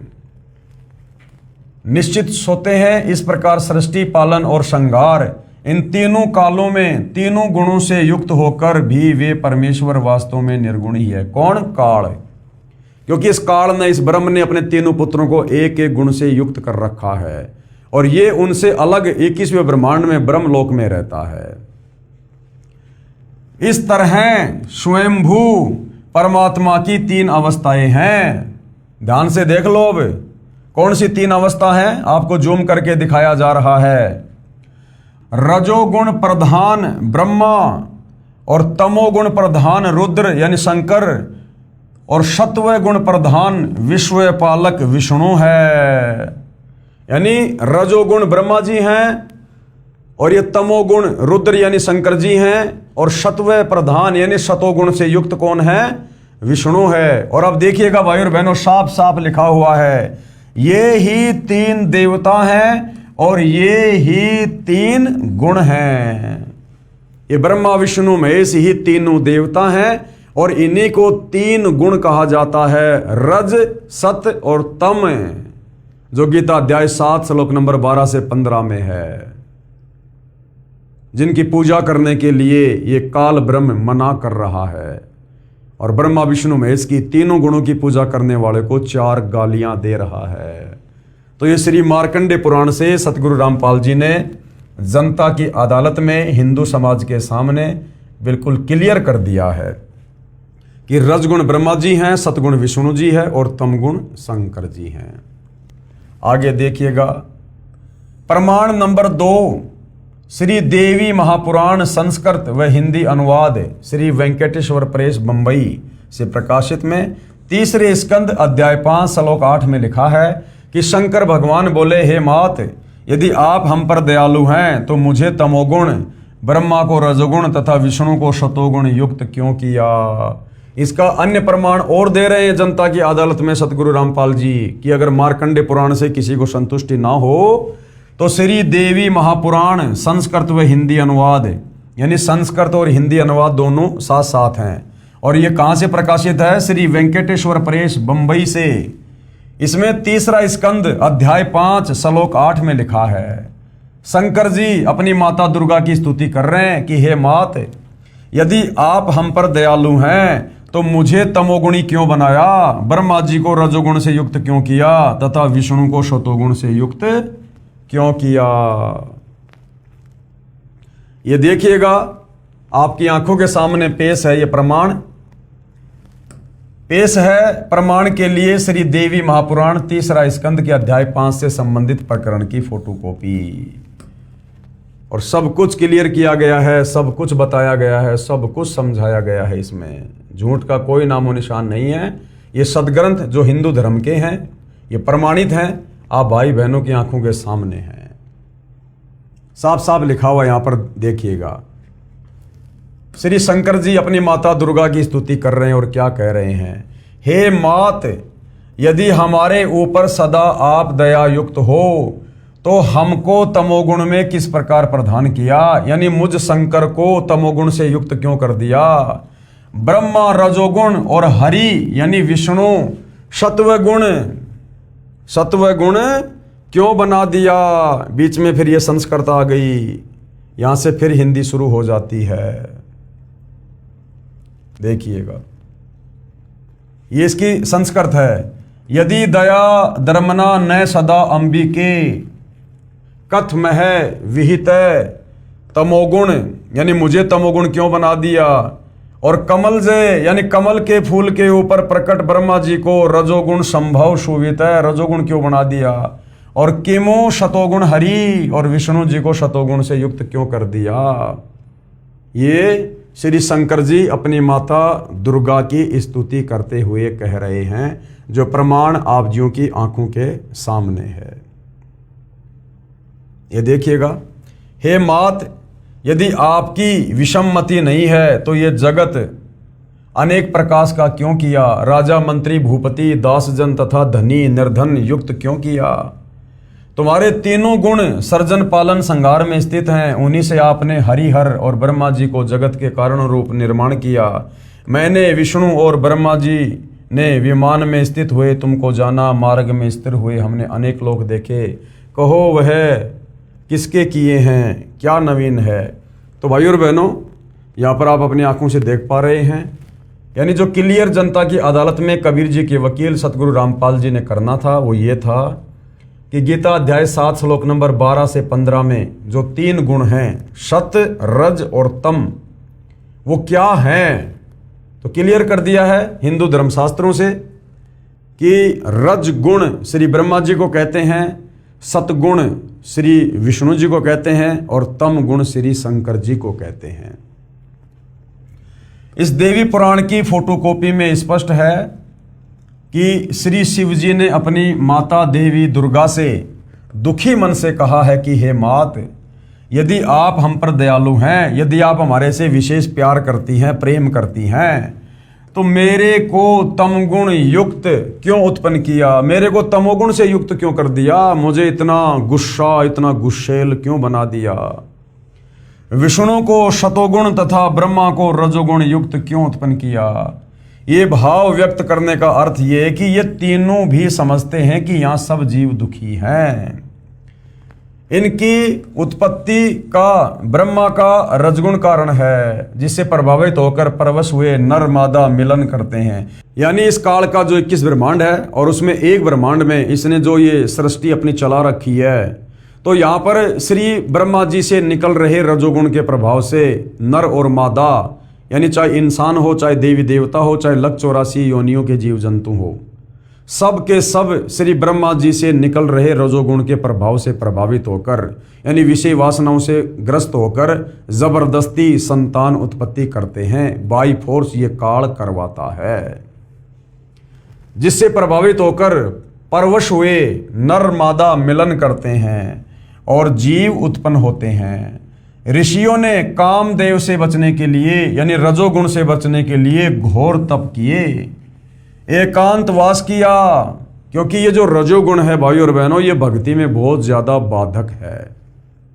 रजोगुण के प्रभाव से मन विचलित रहता है, अशांत रहता है, मन में गंदी प्रवृत्तियां उत्पन्न होती हैं जो भक्ति में, सुमरण में, ध्यान में बाधक हैं। तो बड़े बड़े साधु संत महात्मा ऋषि जन, इन्होंने रजोगुण को काबू करने के लिए इन्होंने घोर तप किए, एकांत में वास किया, लेकिन अंत में हार गए। क्यों हार गए? क्योंकि इन्हें उस पूर्ण ब्रह्म परमेश्वर कबीर देव की शास्त्र अनुकूल भक्ति का ज्ञान नहीं था। गीता अध्याय 4 श्लोक 34 के अनुसार उस तत्वदर्शी संत की पहचान नहीं थी, जिसकी शरण में आकर शास्त्र अनुकूल सत भक्ति करने से, उसके आशीर्वाद से हम इन विषय विकारों से मुक्ति प्राप्त कर सकते हैं। तत्वदर्शी संत की शरण में आने के बाद यदि हम मर्यादा में रहकर आत्म कल्याण के लिए जी जान लगाकर भक्ति करेंगे, तो उसके बाद हमें ना श्री ब्रह्मा जी से निकल रहा रजोगुण परेशान करेगा, ना विष्णु जी से निकल रहा शतोगुण दुखी करेगा, और ना शंकर जी से निकल रहा तमोगुण परेशान करेगा। ये न्यूट्रल हो जाएंगे, निष्क्रिय हो जाएंगे, ये भक्ति में हमें बाधा उत्पन्न नहीं कर सकते। लेकिन जब तक हम तत्वदर्शी संत की शरण के अभाव में मनमुखी होकर या किसी भी बड़े से बड़े आचार्य और शंकराचार्य की शरण में जाकर भक्ति करेंगे, और यदि विषय वासना से तीनों गुणों से छुटकारा प्राप्त करने का प्रयास करेंगे, तो भाई और बहनों नहीं हो पाएगा। लेकिन अंत में बेचारे हार गए और स्त्री भोग किया। जैसे विश्वामित्र जी थे, जंगल में जाकर तप करने लग गए, और अंत में देवताओं के राजा इंद्र ने स्वर्ग लोक से एक अप्सरा भेज दी, और श्री विश्वामित्र जी उसके चक्कर में आ गए, रजोगुण के प्रभाव से शादी कर ली और एक लड़की उत्पन्न कर डाली।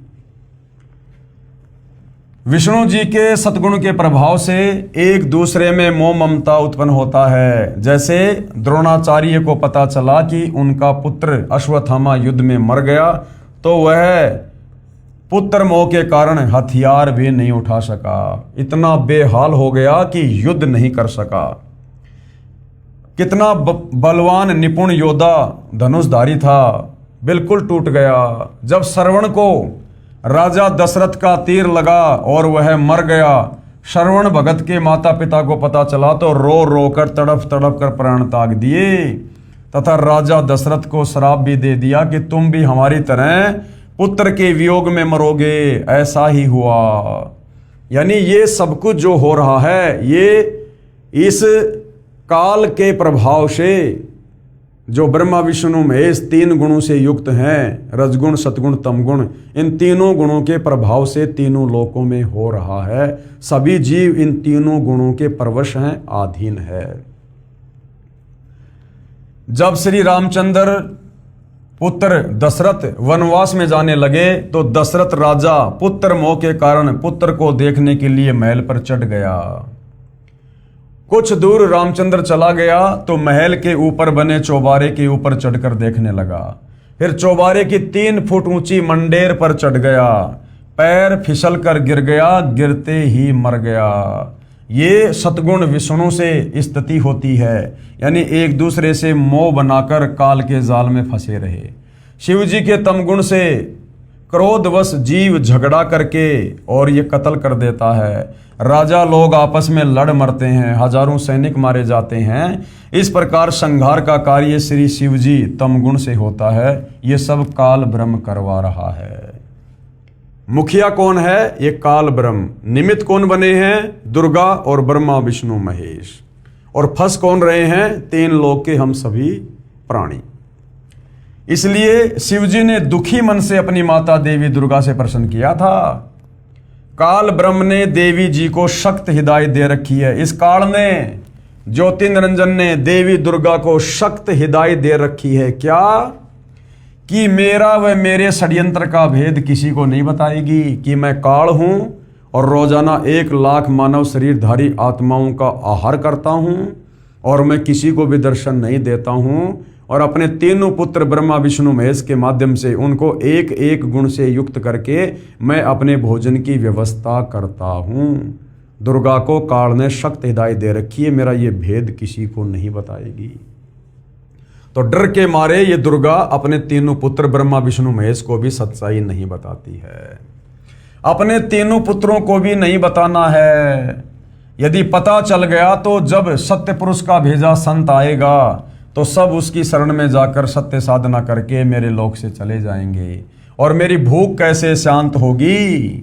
अगर सारे जीव यहाँ से भक्ति करके सतलोक चले गए काल की वास्तविकता से परिचित होकर, तो काल कहता कि फिर मेरी भूख शांत कैसे होगी। इसलिए ये अपनी जानकारी कि मैं काल हूँ, मैं गुप्त रहता हूँ, मुझे श्राप लगा हुआ है और अपने तीनों पुत्रों के माध्यम से मैं सबको यहाँ पर कर्म बंधनों में बांध के रखता हूँ, इस बात की जानकारी किसी को नहीं होने देता है। अब सोचिए भाइयों और बहनों, 21 ब्रह्मांड का मुखिया ये काल ब्रह्म है और ये काल ब्रह्म किसी को जानकारी नहीं होने देता है कि मेरे से ऊपर भी कोई पूर्ण परमात्मा है, सतलोक है जहाँ पर कभी मृत्यु नहीं होती। तो सोचिए फिर 21 ब्रह्मांड में कौन ऐसा प्राणी है जो हमें सतलोक की जानकारी दे सकता है, जन्म मरण के रोग की जिसके पास में दवा हो। इसलिए भाइयों और बहनों, स्वयं वो कबीर परमात्मा, कबीर देव, सत्य पुरुष सतलोक से चलकर गति करके अपने उस तेजोमय नूरी शरीर को हल्का करके आप और हम इंसानों की भांति यहाँ पर इंसान बनकर लीला करता है। होता है प्रकट, लेकिन सांसारिक दृष्टि में ऐसा लगता है जैसे माँ के गर्भ से जन्म लेकर आया है, क्योंकि वो परमेश्वर है, समर्थ है, अनंत सिद्धियों का स्वामी है। वो चाहे जो कर सकता है, जीव की कोई औकात नहीं उसको जानने की, उसकी पहचानने की। फिर वो यहाँ पर आम व्यक्ति बनकर, आम संत बनकर धीरे धीरे अपने तत्व ज्ञान का प्रचार करता है और सर्व शास्त्रों से उस ज्ञान को प्रमाणित करता है। और जो जो आत्माएं उनके ज्ञान को स्वीकार करके उनसे उपदेश लेकर आजीवन मर्यादा में रहकर भक्ति करती हैं, उन आत्माओं को वो कबीर परमात्मा तत्वदर्शी संत के रूप में यहाँ पर भी सुखी करता है और शरीर छूटने के बाद फिर उनकी मुक्ति कर देता है, उनको सतलोक पहुँचा देता है। गीता अध्याय 18 श्लोक 62 के अनुसार कि अर्जुन तू सर्वभाव से उस परमेश्वर की शरण में जा जहाँ जाने के बाद साधक फिर लौटकर कभी संसार में वापस नहीं आता। तो उस लोक में शाश्वत स्थान सतलोक में तत्वदर्शी संत यानी कबीर भगवान अपने साधक को भेज देते हैं, उसका जन्म मरण समाप्त कर देते हैं, दूसरा कोई तरीका नहीं है। तो काल ब्रह्म यानी ज्योति निरंजन के डर से देवी यानी दुर्गा किसी को ये भेद नहीं बताती है। परमेश्वर कबीर जी ने आकर ये भेद बताया है और गुरुदेव अपने लिए कह रहे हैं कि दास रामपाल दास ने समझाया है। तो सतलोक से चलकर स्वयं सतगुरु रामपाल जी ही आए हैं और आज देश और दुनिया को सर्व धर्मशास्त्र दिखाकर उन्होंने स्वयं ही तत्वदर्शी संत की भूमिका करके बताया है, जगाया है, दिखाया है। अब भाई अगर कोई इस अज्ञान वाली गहरी निंद्रा से जाग जाएगा इतने सारे प्रमाण देखने के बाद और यदि उनके शरण में आकर मर्यादा में रहकर भक्ति करेगा तो भाई वो आत्मा इन कष्टों से, इन पीड़ाओं से, अब भाई और बहनों 184 योनियों की पीड़ा कोई सामान्य नहीं है। 84 लाख प्रकार के जीवों के शरीर भोगने पड़ते हैं तब एक मनुष्य जन्म मिलता है केवल भक्ति के लिए, क्योंकि मनुष्य जन्म में भक्ति कर सकते हैं। इतनी बुद्धि, इतनी सोच, इतना विवेक, इतनी समझ केवल मनुष्य जन्म में मिलता हमें, क्योंकि ये मनुष्य जन्म 184 योनियों से भिन्न है। परमेश्वर ने हमें अपने जैसा रूप दिया है, नारायण ने नर रूप दिया है। और इस मनुष्य जन्म का फायदा यदि हमने तत्वदर्शी संत की शरण में आकर सत भक्ति करके फायदा नहीं उठाया तो क्या मतलब रह गया फिर मनुष्य जन्म प्राप्त करने का स्त्री या पुरुष का, जब ये शरीर खत्म करके वापस 184 में जाना है, नरक में जाना है। तो अब मौका है भाई और बहनों, परमात्मा स्वयं धरती पर प्रकट हैं और इस ज्ञान को अच्छे से समझे बिना, सृष्टि रचना को अच्छे से समझे बिना हमारी रुचि ये सतभक्ति करने की नहीं बनेगी। उनकी शरण में आकर भी हम अपना पैर फिसलवा लेंगे और यही काल के जाल में जो है फंसे रहेंगे। तो सभी भाई बहनों ने पहले सतगुरु रामपाल जी के ज्ञान को अच्छे से समझना है, उसके बाद उनसे उपदेश लेकर आत्मा का कल्याण करवाना है। उपरोक्त इन प्रमाणों से सिद्ध हुआ कि रजगुण ब्रह्मा जी हैं, सतगुण विष्णु जी हैं तथा तमगुण शंकर जी हैं। ये ही 3 देवता हैं और ये ही 3 गुण हैं। ये आपने मार्कंडेय पुराण से देख लिया है। अब मामला जनता की अदालत में चल रहा है, तो जनता ने अपनी आंखों से देख लिया है कि भाई वास्तव में जो कबीर जी के वकील सतगुरु रामपाल जी कबीर जी को सर्वश्रेष्ठ परमात्मा साबित करते हुए और श्री कृष्ण और विष्णु जी को केवल एक ब्रह्मांड में 3 लोक का एक शतोगुण विभाग का मंत्री साबित करते हुए सर्व हिंदू धर्मशास्त्रों से प्रमाण दिखा रहे हैं जो बिल्कुल सत्य हैं। तो जनता की रुचि बढ़ रही है और अधिक जानने की। तो जनता की अदालत में, जो कि जनता ही जज है, जनता ने और क्या सवाल किया कबीर जी के वकील सतगुरु रामपाल जी से। प्रश्न नंबर 8, परमात्मा को अजन्मा और अजर अमर कहते हैं कि परमात्मा कभी किसी माँ के गर्भ से जन्म नहीं लेता और परमात्मा अजर अमर है, वो कभी नष्ट नहीं होता, कभी खत्म नहीं होता, वो कभी मरता नहीं है। ये उपरोक्त प्रकरण तथा इन प्रमाणों से सिद्ध हुआ कि श्री ब्रह्मा, श्री विष्णु तथा श्री शंकर तीनों नाशवान है, क्योंकि इनकी माँ दुर्गा है, पिता इनका काल भगवान है। श्रीमद् देवी भागवत महापुराण में 3रा स्कंद पेज नंबर 123 पर विष्णु जी स्वयं स्वीकार कर रहे हैं कि हमारी माँ का नाम दुर्गा है, हमारा जन्म होता है, मृत्यु होती है, हमारा तो आविर्भाव और तिरोभाव हुआ है और हम तो नाशवान हैं और हम तो नियमित काम करते हैं दुर्गा जी की कृपा से। तो साबित हो गए भाई और बहनों, श्री कृष्ण और विष्णु जी अर्थात ब्रह्मा विष्णु महेश ये अजरो अमर और अजन्मा परमात्मा नहीं है। फिर अविनाशी परमात्मा कौन है? क्या ब्रह्मा विष्णु तथा शंकर और काल ब्रह्म परमात्मा नहीं है? इसको प्रमाण सहित बताइए। जनता कह रही है जी आपने हिंदू धर्म ग्रंथों से यह तो साबित कर दिया कि ब्रह्मा विष्णु महेश अजन्मा नहीं है, ये नाशवान है, अविनाशी नहीं है, इनके तो जन्म और मृत्यु होती है, इनकी तो माँ भी है, इनका पिता भी है। अब वो परमात्मा कौन है जो जन्म नहीं लेता, जो अजन्मा है, स्वयंभू है, परिभू है, जो अविनाशी है? वो परमात्मा कौन है? इसका प्रमाण हमें दिखाइए। तो कबीर जी के वकील सतगुरु रामपाल जी ने जनता की अदालत में क्या बताया? उत्तर, पहले स्पष्ट करता हूं कि श्री ब्रह्मा, श्री विष्णु, श्री शंकर तथा ये ब्रह्म परमात्मा है या नहीं। ये तो आपने अपने प्रश्न में ही सिद्ध कर दिया कि परमात्मा तो अजन्मा अर्थात जिसका कभी जन्म न हुआ हो वो होता है। पूर्वोक्त विवरण तथा प्रमाणों से सिद्ध हो चुका है कि ब्रह्मा, विष्णु और शंकर के माता पिता हैं, यानी दुर्गा इनकी माँ है और पिता काल ब्रह्म है। इनका पिता ब्रह्म भी नाशवान है। गीता का ज्ञान दाता ये काल ब्रह्म गीता अध्याय 2 श्लोक 12, अध्याय 10 श्लोक 2, अध्याय 4 श्लोक 5 और 9 में खुद स्वीकार कर रहा कि अर्जुन तेरे और मेरे बहुत जन्म हो चुके हैं, तू नहीं जानता है। तो ये जो ब्रह्म है, ब्रह्मा विष्णु महेश का पिता, ये भी नाशवान है, जन्म और मरण में है, अर्थात इसका भी जन्म हुआ है। इससे स्वयं सिद्ध हुआ कि ये परमात्मा नहीं है। अब प्रश्न रहा फिर अविनाशी कौन है?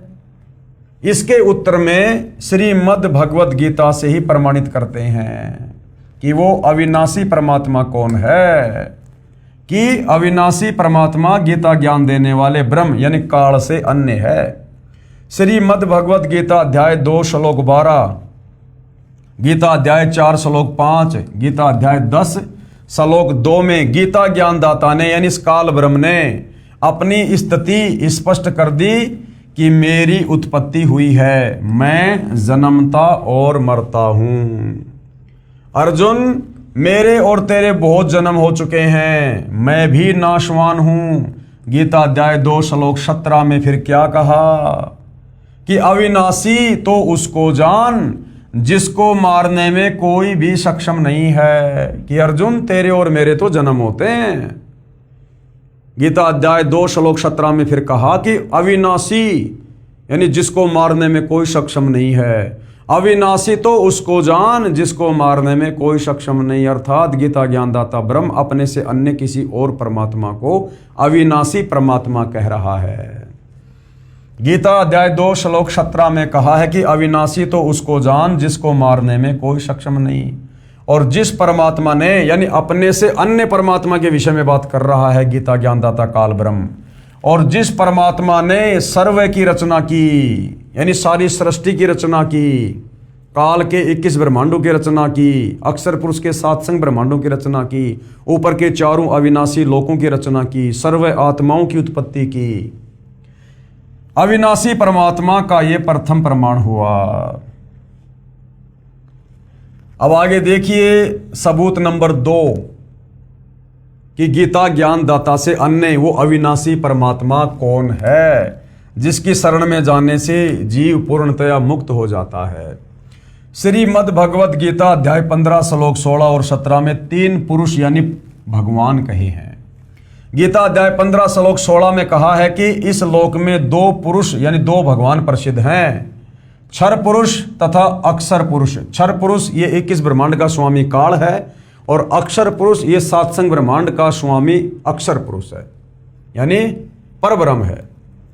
ये दोनों प्रभु यानी भगवान तथा इनके अंतर्गत सर्व ये प्राणी नाशवान है यानी इनके लोकों में रहने वाले जितने भी प्राणी हैं इनके शरीर सबके नाशवान हैं। और ये दोनों भगवान ये भी नाशवान हैं, बाकी जीव आत्मा तो किसी की भी नहीं मरती है, वो तो अविनाशी है।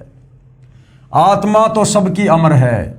गीता अध्याय 15 श्लोक 17 में कहा है कि उत्तम पुरुष है तू अन्य, कि उत्तम पुरुष अर्थात पुरुषोत्तम तो कोई अन्य है जिसे परमात्मा कहा गया है, जो तीनों लोकों में प्रवेश करके सबका धारण पोषण करता है, वह वास्तव में अविनाशी है। गीता ज्ञानदाता काल ब्रह्म ने कि कौन परमात्मा जन्म और मरण में है और कौन परमात्मा अविनाशी है, इन 3 श्लोकों में बिल्कुल क्लियर कर दिया। गीता अध्याय 15 श्लोक नंबर 16 में 2 भगवानों की जानकारी दे रहा है। एक तो खुद ये काल ब्रह्म है 21 ब्रह्मांड का स्वामी, और दूसरा अक्षर पुरुष जो 7 संग ब्रह्मांड का स्वामी है। तो कह रहा है कि ये दोनों भगवान भी नाशवान हैं, इनका भी जन्म और मरण है, और इन दोनों के लोकों में जितनी भी आत्माएं हैं वो भी जन्म और मरण में है। और ये दोनों लोक भी नष्ट होते हैं, महाप्रलय में आते हैं, उत्पत्ति और प्रलय में है। तो फिर वो अविनाशी परमात्मा कौन है? उसके लिए फिर गीता अध्याय 15 श्लोक नंबर 17 में कहा है कि उत्तम पुरुष तु अन्य परमात्मा इति उदाहरते ये लोग त्रियम अवश्य विवर्ति अव ईश्वरे, कि वो उत्तम पुरुष यानी पुरुषोत्तम सर्वश्रेष्ठ भगवान तो अन्य ही है, जिसको भगवान कहा जाता है, जो तीनों लोकों में प्रवेश करके सबका धारण पोषण करता है, वो अविनाशी है। कबीर परमेश्वर अविनाशी है, परम अक्षर ब्रह्म सत्य पुरुष अविनाशी परमात्मा है। गीता अध्याय 15 श्लोक 17 में कहा है कि उत्तम पुरुष अर्थात पुरुषोत्तम तो कोई अन्य है, जिसे परमात्मा कहा गया है, जो तीनों लोकों में प्रवेश करके सबका धारण पोषण करता है, वह वास्तव में अविनाशी है। फिर गीता अध्याय 7 श्लोक 29 में कहा है कि जो साधक यानी भगत केवल जरा यानी बुढ़ापा और मरण यानी मृत्यु के दुख से छूटने के लिए प्रयत्न करते हैं, वे तत्ब्रह्म को जानते हैं, सब कर्मों तथा संपूर्ण अध्यात्म से परिचित हैं। और वो कौन होंगे? वो साधक होंगे जो उस तत्वदर्शी संत की शरण में आकर ज्ञान सुन रहे हैं। तभी तो उनको इस काल के लोक के विधान का पता चला, घटिया संविधान का पता चला कि भाई यहाँ तो बुढ़ापा और मृत्यु ये बहुत खतरनाक हैं, यहाँ पर जन्म और मरण भयंकर रोग है। तो वो साधक, वो भगत क्या करते हैं? वो उस तत्ब्रह्म से, उस पूर्ण परमेश्वर से परिचित हो जाते हैं। कैसे? तत्वदर्शी संत की शरण में आकर, और फिर वो बुढ़ापे और मृत्यु से छूटने का प्रयास करते हैं, यानी फिर वो मोक्ष प्राप्ति की दिशा में आगे बढ़ते हैं। वे उस तत्ब्रह्म को जानते हैं, यानी पूर्ण परमात्मा को जानते हैं, सब कर्मों तथा संपूर्ण अध्यात्म से परिचित हैं। फिर गीता अध्याय 8 श्लोक 1 में अर्जुन ने पूछा कि वो तत्ब्रह्म क्या है जिससे वो भगत परिचित हो जाते हैं। गीता ज्ञान दाता ने यानी ब्रह्म ने अध्याय 8 श्लोक 3 में उत्तर दिया कि वह परम अक्षर ब्रह्म है, कि वो परम अक्षर ब्रह्म है, वो कबीर देव है, वो कबीर भगवान है, अर्थात परम अक्षर पुरुष है। पुरुष कहो चाहे ब्रह्म यानी पुरुष कहो चाहे भगवान, बात एक ही है। गीता अध्याय 15 श्लोक 17 में जो उत्तम पुरुष तु अन्य परमात्मा इति उदाहरतः कहा है, वह परम अक्षर ब्रह्म है, इसी को पुरुषोत्तम कहते हैं, यानी वो कबीर देव है, वो कबीर परमेश्वर है। अब आगे क्या कहा जा रहा है? स्पष्टीकरण, यानी जनता की अदालत में कबीर परमेश्वर के वकील सतगुरु रामपाल जी स्पष्टीकरण दे रहे हैं कि गीता अध्याय 15 श्लोक 17 में तो आपने जान लिया कि वो अविनाशी परमात्मा कौन है। तो बहुत सारे लोग कहते हैं कि तुम्हारे गुरुजी गीता अध्याय 15 श्लोक 18 को क्यों नहीं दिखाते, जिसमें गीता बोलने वाला काल ब्रह्म कहता कि मैं पुरुषोत्तम हूं, मैं ही पुरुषोत्तम हूं। तो सतगुरु रामपाल जी स्पष्टीकरण दे रहे हैं कि पुरुषोत्तम कौन है, पुरुषों में उत्तम कौन है, अविनाशी कौन है, ये तो आपको गीता अध्याय 15 श्लोक 17 में बता दिया गया है। लेकिन गीता अध्याय 15 श्लोक 18 में जो पुरुषोत्तम है वो ये काल नहीं है। ये क्या कह रहा है आप लोग समझे नहीं। ये काल कह रहा है कि इस संसार में लोक वेद के माध्यम से, सुनी सुनाई बातों, दंत कथाओं के माध्यम से मैं इस 21 ब्रह्मांड में पुरुषोत्तम प्रसिद्ध हूं। मैं यहां पर पुरुषोत्तम यानी भगवान प्रसिद्ध हूं, क्योंकि इस काल के 21 ब्रह्मांड में भाई और बहनों पूर्ण परमेश्वर की किसी को जानकारी नहीं। और इन वेदों में और गीताजी में केवल इस ब्रह्म, इस काल तक की साधना का जिक्र है, जिस कारण से हमारे नादान तत्व ज्ञानहीन धर्म गुरुओं ने इस ब्रह्म को ही जनता में पुरुषोत्तम सिद्ध कर दिया, परमात्मा सिद्ध कर दिया कि ब्रह्म ही सर्वश्रेष्ठ भगवान है। तो ये गीता ज्ञानदाता काल ब्रह्म गीता अध्याय 15 श्लोक 18 में कह रहा है कि मैं तो लोकवेद के हिसाब से, सुनी सुनाई बातों के हिसाब से, अज्ञान के हिसाब से यहाँ पर पुरुषोत्तम प्रसिद्ध हूं, मैं पुरुषोत्तम नहीं हूं। स्पष्टीकरण गीता अध्याय 15 श्लोक 18 में गीता ज्ञानदाता ने यानी इस काल ब्रह्म ने, ब्रह्मा विष्णु महेश के पिता ने कहा है कि मैं उन सर्व प्राणियों से उत्तम अर्थात सर्वशक्तिमान हूं, कि 21 ब्रह्मांड में जितने भी प्राणी हैं वो मेरे अंतर्गत हैं। ब्रह्मा विष्णु महेश है, दुर्गा है, देवी देवता हैं, आम प्राणी हैं, ये सब 21 ब्रह्मांड में काल के अधीन है। तो 21 ब्रह्मांड में इन प्राणियों में ये काल शक्तिमान है, इसलिए ये पुरुषोत्तम प्रसिद्ध है। लेकिन वास्तव में ये वो पुरुषोत्तम नहीं है जो तीनों लोकों में प्रवेश करके सबका धारण पोषण करता है और जिसने सर्व ब्रह्मांडों की रचना की है। गीता अध्याय 15 श्लोक 18 में गीता ज्ञानदाता ने कहा है कि मैं उन सर्व प्राणियों से उत्तम अर्थात शक्तिमान हूं जो मेरे 21 ब्रह्मांडों में रहते हैं, इसलिए लोकवेद अर्थात दंत कथा के आधार से मैं पुरुषोत्तम प्रसिद्ध हूं। वास्तव में पुरुषोत्तम तो गीता अध्याय 15 श्लोक 17 में स्पष्ट कर दिया। उत्तम पुरुष अर्थात पुरुषोत्तम तो क्षर पुरुष यानी काल यानी गीता ज्ञानदाता तथा अक्षर पुरुष जो सात संग ब्रह्मांडों का स्वामी है उनसे अन्य ही है, वही परमात्मा कहा जाता है। और वो क्या करता है? वह सर्व का धारण पोषण करता है, वास्तव में अविनाशी है। यानी तीनों लोकों में प्रवेश करके काल के 21 ब्रह्मांड में, अक्षर पुरुष के सात संग ब्रह्मांडों में और ऊपर के चारों लोकों में प्रवेश करके जो परमात्मा सबकी रोजी रोटी का, सबकी सुख सुविधा का, सबकी आवश्यकताओं का उनके कर्म संस्कार अनुसार प्रबंध करता है, यानी तीनों लोकों में प्रवेश करके सबका धारण पोषण करता है, वह परम अक्षर ब्रह्म है। वो है वो तत्ब्रह्म, वो परम अक्षर ब्रह्म, वो कबीर देव जो असंख्य ब्रह्मांडों का मालिक है, जो सर्व सर्जनहार है, कुल का मालिक है अर्थात परमात्मा है। अब जनता अपनी आंखों से देख रही है, कानों से सुन रही है और हिंदू धर्म ग्रंथों से सतगुरु रामपाल जी जो कि कबीर जी की तरफ से उनके एडवोकेट हैं, वो सारी चीज़ें प्रमाणित कर रहे हैं। तो जनता की भी और अधिक अध्यात्म को जानने में रुचि बढ़ रही है। तो आगे जनता की अदालत में जनता ने क्या सवाल किया? प्रश्न नंबर 9, अक्षर का अर्थ अविनाशी होता है। आपने गीता अध्याय 15 श्लोक 16 में भी अक्षर पुरुष को भी नाशवान बताया, ये स्पष्ट करो। अब जनता चूंकि पहली बार शास्त्रों की सच्चाई से परिचित हो रही है तो मन में शंकाएं भी काल प्रेरणा से साथ साथ में उठ रही हैं। तो जनता क्या कह रही है कबीर जी के वकील सतगुरु रामपाल जी से कि एक तरफ तो आप गीता अध्याय 15 श्लोक नंबर 17 का हवाला दे रहे हो कि वो परम अक्षर ब्रह्म ही अविनाशी है, कबीर ही अविनाशी है। दूसरी तरफ आपने गीता अध्याय 15 श्लोक नंबर 16 में जिन दो भगवानों का जिक्र किया है, क्षर पुरुष का और अक्षर पुरुष का, तो अक्षर पुरुष ये तो उसके नाम से जाहिर हो रहा है कि वो भी अविनाशी है, अक्षर यानी अविनाशी। फिर आप कह रहे हो कि वो भी मरता है, उसके लोक में प्राणी हैं वो भी मरते हैं। तो परमात्मा कह रहे हैं कि गीता अध्याय 15 श्लोक नंबर 16 में जो क्षर पुरुष है वो तो ये काल है और दूसरा जो है वो अक्षर पुरुष है। तो उस अक्षर पुरुष को अक्षर पुरुष क्यों कहा गया है? उस परब्रह्म को अक्षर पुरुष क्यों कहा जाता है?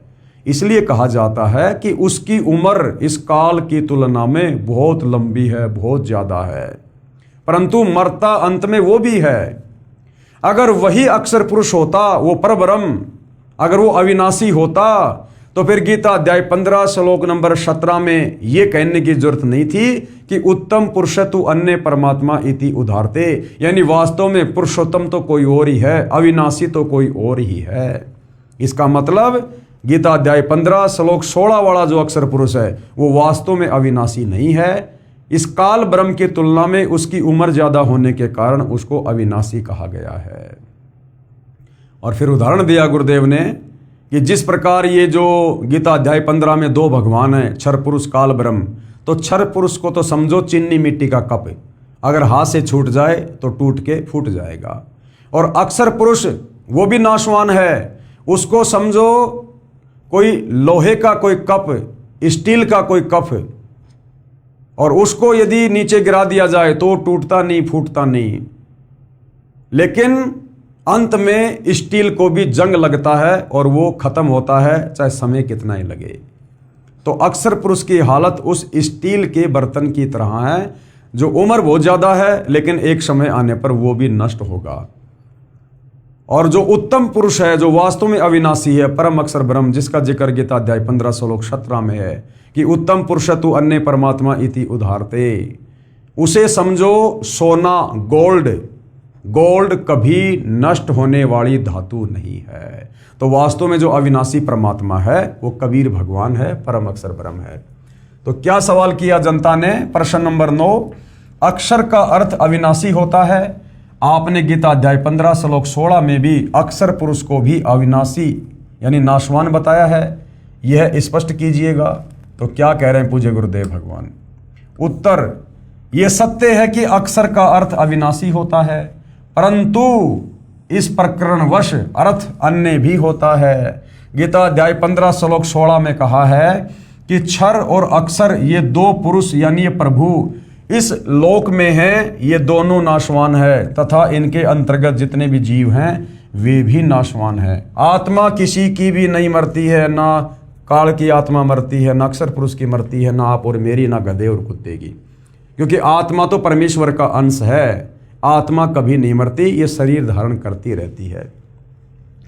फिर गीता अध्याय 15 श्लोक 17 में स्पष्ट किया है कि पुरुषोत्तम तो उपरोक्त दोनों प्रभुओं से अन्य है, वही सबका धारण पोषण करने वाला वास्तव में अविनाशी है। गीता अध्याय 8 श्लोक 3 में तत्ब्रह्म को परम अक्षर ब्रह्म कहा है। अक्षर का अर्थ अविनाशी है, परंतु यहां परम अक्षर ब्रह्म कहा है। इससे भी सिद्ध हुआ कि अक्षर से आगे परम अक्षर ब्रह्म है, वह वास्तव में अविनाशी है। अब इसका प्रमाण देकर समझा रहे हैं पूज्य गुरुदेव भगवान। प्रमाण, जैसे ब्रह्मा जी की आयु 100 वर्ष बताई जाती है, देवताओं का वर्ष कितने समय का है सुनो? 4 युग यानी सतयुग, त्रेता युग, द्वापर युग तथा कलयुग, ये 4 युग हैं। इनको एक चतुर्युग कहा जाता है। चारों युगों को मिलाकर एक चतुर्युग कहा जाता है, जिसमें आप और हम मनुष्यों के 43,20,000 वर्ष होते हैं। यानी 4 युग, सतयुग, त्रेता, द्वापर, कलयुग, इन चारों का जो कुल समय है वो 43,20,000 वर्ष आप और हम इंसानों के होते हैं। इस प्रकार बने 1008 चतुर्युग का श्री ब्रह्मा जी का दिन और इतनी रात्रि होती है। 4 युगों को एक चतुर्युगी कहा जाता है और एक चतुर्युग का आप और हम इंसानों का समय है 43,20,000 वर्ष। ऐसे ऐसे 1008 चतुर्युग का श्री ब्रह्मा जी का, रजोगुण ब्रह्मा जी का एक दिन होता है और इतनी लंबी उसकी रात्रि होती है। इस प्रकार बने 1008 चतुर्युग का ब्रह्मा जी का दिन और इतनी रात्रि होती है। ऐसे 30 दिन रात का एक महीना तथा 12 महीनों का ब्रह्मा जी का एक वर्ष हुआ और ऐसे ऐसे 100 वर्ष की श्री ब्रह्मा जी की उम्र है। यानी इतनी लंबी उम्र रजगुण ब्रह्मा जी की है। अब उसके बाद में सतगुण विष्णु जी की उम्र ब्रह्मा जी से भी 7 गुना ज्यादा है। श्री विष्णु जी की आयु श्री ब्रह्मा जी से 7 गुना ज्यादा है, यानी 700 वर्ष है। और शंकर जी की, श्री शंकर जी की आयु श्री विष्णु जी से भी 7 गुना अधिक है, यानी 4900 वर्ष। फिर ये जो ब्रह्म है, काल है, जो एक ब्रह्मांड में सदाशिव रूप में रहता है, ब्रह्म यानी क्षर पुरुष की आयु, जब ये 70,000 शंकर जी मर जाते हैं, उनकी मृत्यु के पश्चात एक इस ब्रह्म की मृत्यु होती है, अर्थात क्षर पुरुष की मृत्यु होती है, काल की मृत्यु होती है, जो एक ब्रह्मांड में सदाशिव के रूप में रहता है। इतने समय का अक्षर पुरुष का एक युग होता है।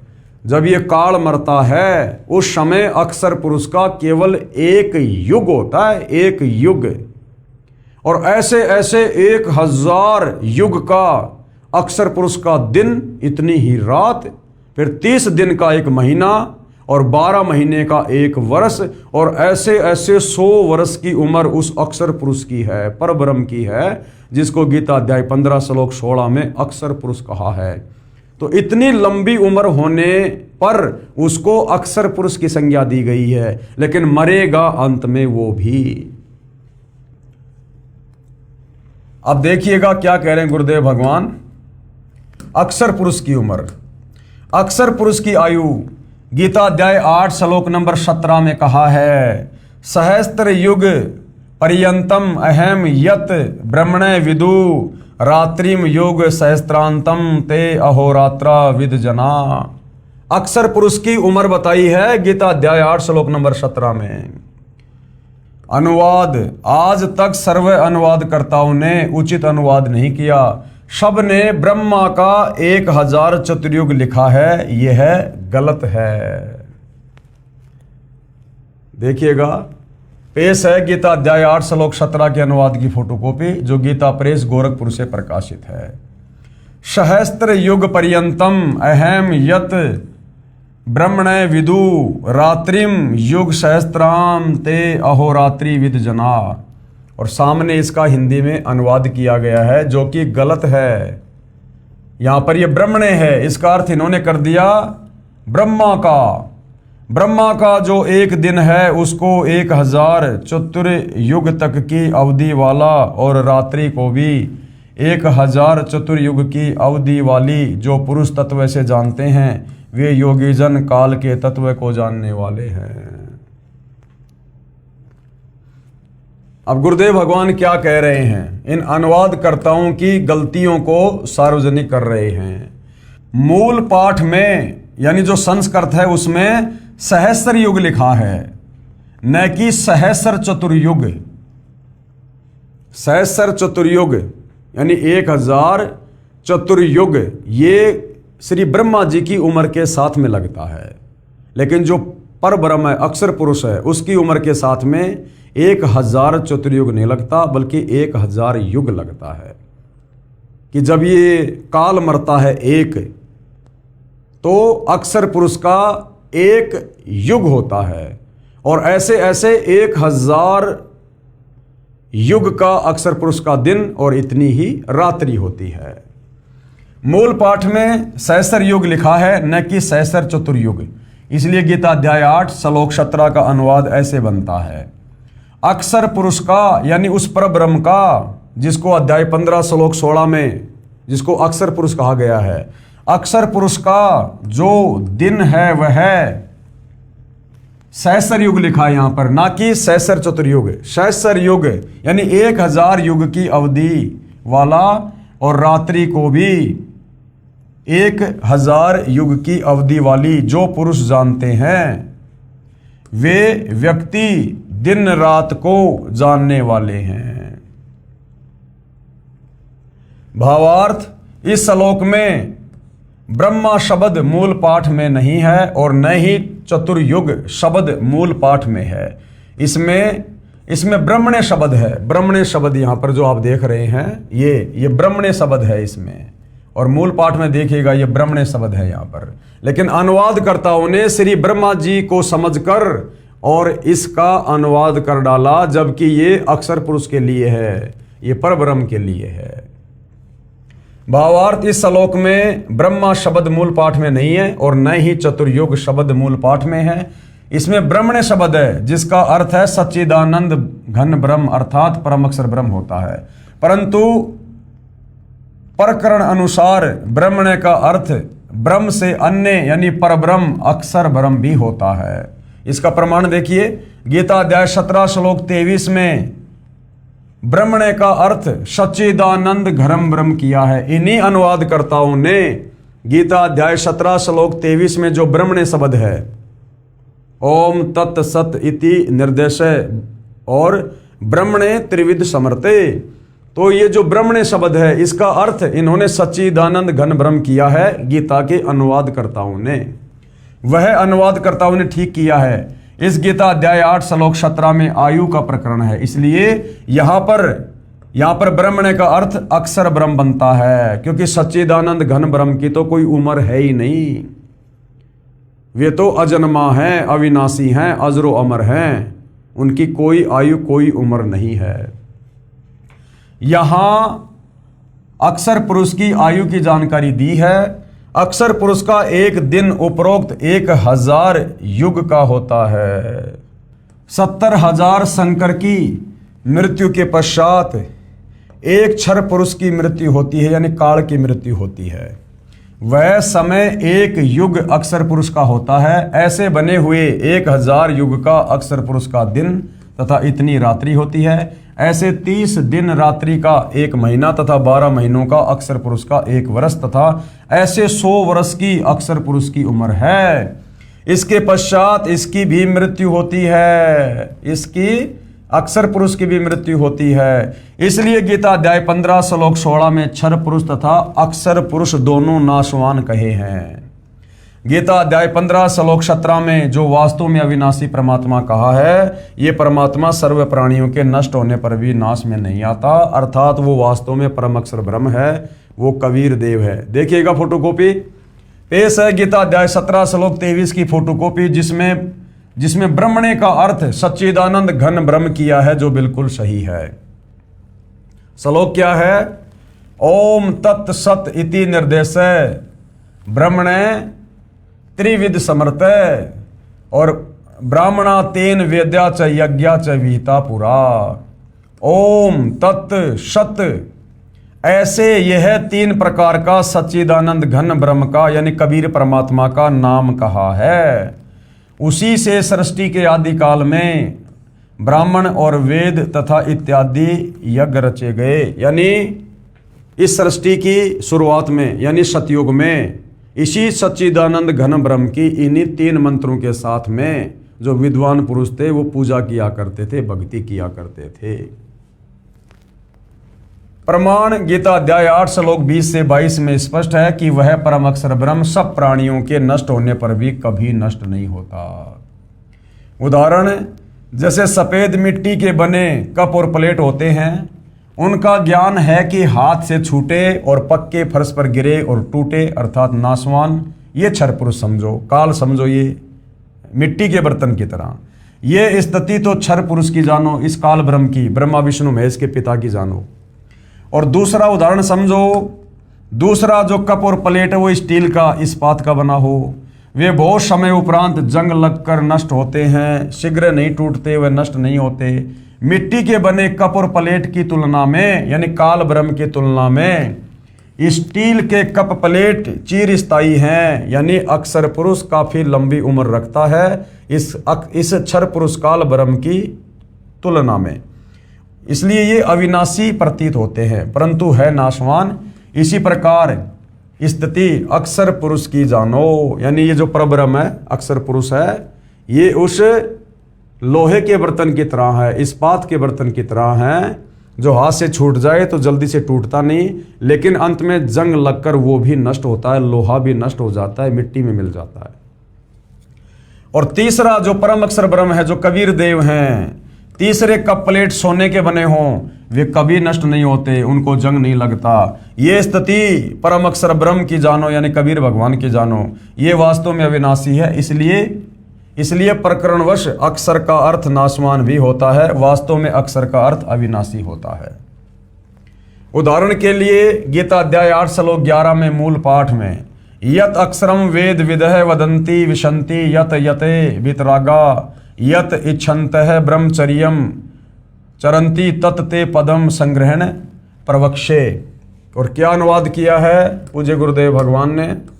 इस श्लोक में अक्षर का अर्थ अविनाशी परमात्मा के लिए है। वेद विद यानी तत्वदर्शी संत, अर्थात वेद के तात्पर्य को जानने वाले महात्मा, यत यानी जिसे, अक्षरम यानी अविनाशी, वदंती यानी कहते हैं, यत यानी साधनारत, बीतरागा यानी आसक्ति रहित साधक, यत यानी जिस लोक में, विशंति यानी प्रवेश करते हैं, और यत यानी जिस परमात्मा को, इच्छन्ते यानी चाहने वाले साधक, ब्रह्मचर्यम यानी ब्रह्मचर्य अर्थात शिष्य परंपरा का चरंती आचरण करते हैं, तत् यानी उस, और पदम यानी उस पद को, ते यानी तेरे लिए, मैं, संग्रहण यानी संक्षेप में, और प्रवक्ष यानी कहूंगा। इस श्लोक में अक्षर का अर्थ अविनाशी परमात्मा ठीक है। कबीर जी ने सूक्ष्म वेद में कहा है, गुरु बिन काहू न पाया ज्ञाना, जो थोता बू छड़े मुड़ किसाना। तत्वदर्शी संत को गुरु बनाए बिना हम शास्त्रों का ज्ञान यथार्थ रूप में नहीं समझ सकते, नहीं प्राप्त कर सकते। और तत्वदर्शी संत के बिना जितने भी हमारे ये नादान धर्म गुरु हैं, जिन्होंने मनमुखी होकर अपने तरीके से इन शास्त्रों के अनुवाद किए हैं, वो तो समझो जो थोथा वो छड़े मुड़ किसाना। किसान फसल निकाल लेता है, फसल का जो कचरा है वो पड़ा रहता है, उसको यदि कोई कूटकर अनाज प्राप्त करना चाहे तो वो मूर्ख है, वो पागल है। तो जितने भी हमारे तत्व ज्ञानहीन नादान धर्म गुरु हैं, ये तो फसल को निकालने के बाद में जो तूड़ा होता है, जो भूष होता है, जिनको डूंडले भी बोलते हैं, ये तो उनको कूटकर और जो है वो कणक प्राप्त करने का प्रयास कर रहे हैं, तो बिल्कुल भी नहीं होगी भाई। तत्वदर्शी संत के बिना आप कितना ही शास्त्र पढ़ लो, कितनी भक्ति कर लो, मोक्ष प्राप्त नहीं हो सकता। मूल वस्तु हमें नहीं मिल सकती, जन्म मरण से पीछा नहीं छुड़वा सकते। गुरु बिन वेद पढ़े जो प्राणी, कौन गुरु? जो तत्वदर्शी हो, सर्व धर्मशास्त्रों का ज्ञाता हो। उनकी शरण में आए बिना हम धर्म ग्रंथों को नहीं जान सकते। तो गुरु बिन वेद पढ़े जो प्राणी, समझे ना सार रहे अज्ञानी, वो अंत में अज्ञानी ही रहेगा। अब मामला जनता की अदालत में चल रहा है और जनता सर्व धर्मशास्त्रों से प्रमाण देखकर रुचि ले रही है अध्यात्म में। और आगे जनता ने क्या सवाल किया? प्रश्न नंबर 10, आप पूर्ण मोक्ष किसे कहते हैं, किसको मानते हैं? कबीर जी के वकील सतगुरु रामपाल जी से जनता जनार्दन सवाल कर रही है कि आप पूर्ण मोक्ष किसको मानते हैं? क्या होता है पूर्ण मोक्ष? साधक कहाँ चला जाए, क्या प्राप्त कर ले जिसे पूर्ण मोक्ष कहा जाए? तो इसका जवाब जनता की अदालत में सतगुरु रामपाल जी प्रमाण सहित देंगे, हिंदू धर्मशास्त्रों से देंगे, ताकि जनता शास्त्र अनुकूल साधना से परिचित होकर तत्वदर्शी संत की शरण में आकर अपनी आत्मा का कल्याण करवा सके और ये नादान सर्व हिंदू धर्म गुरुओं के चंगुल से बाहर निकल सके। तो इसके लिए भाइयों और बहनों, मामला जनता की अदालत में जारी है। एक तरफ श्री कृष्ण जी के वकील बनकर सर्व हिंदू धर्म गुरु खड़े हैं, दूसरी तरफ कबीर जी के वकील सतगुरु रामपाल जी खड़े हैं। और कबीर जी के वकील सतगुरु रामपाल जी सर्व हिंदू धर्म गुरुओं के सामने जनता की इच्छा पर, उनकी डिमांड पर सर्व उनके सवालों के जवाब सर्व धर्मशास्त्रों से प्रमाणित करके दे रहे हैं। और जनता की रुचि दिन ब दिन शास्त्रों में जो गूढ़ सच्चाई अध्यात्म के विषय में लिखी है उसको जानने और समझने में लगातार जारी है। तो भाइयों और बहनों, आज के वीडियो में हम केवल इतना ही लेंगे। कल जनता की अदालत में हम फिर से उपस्थित होंगे, फिर से ज्ञान चर्चा होगी। सर्व हिंदू धर्म से जुड़े भाई बहनों को अपने धर्म ग्रंथों से परिचित करवाया जाएगा। तब तक पूज्य गुरुदेव भगवान हम सबको आज्ञा दे, आशीर्वाद दे, सद्बुद्धि दे। बंदी छोड़ सतगुरु रामपाल जी परमेश्वर जी की जय हो।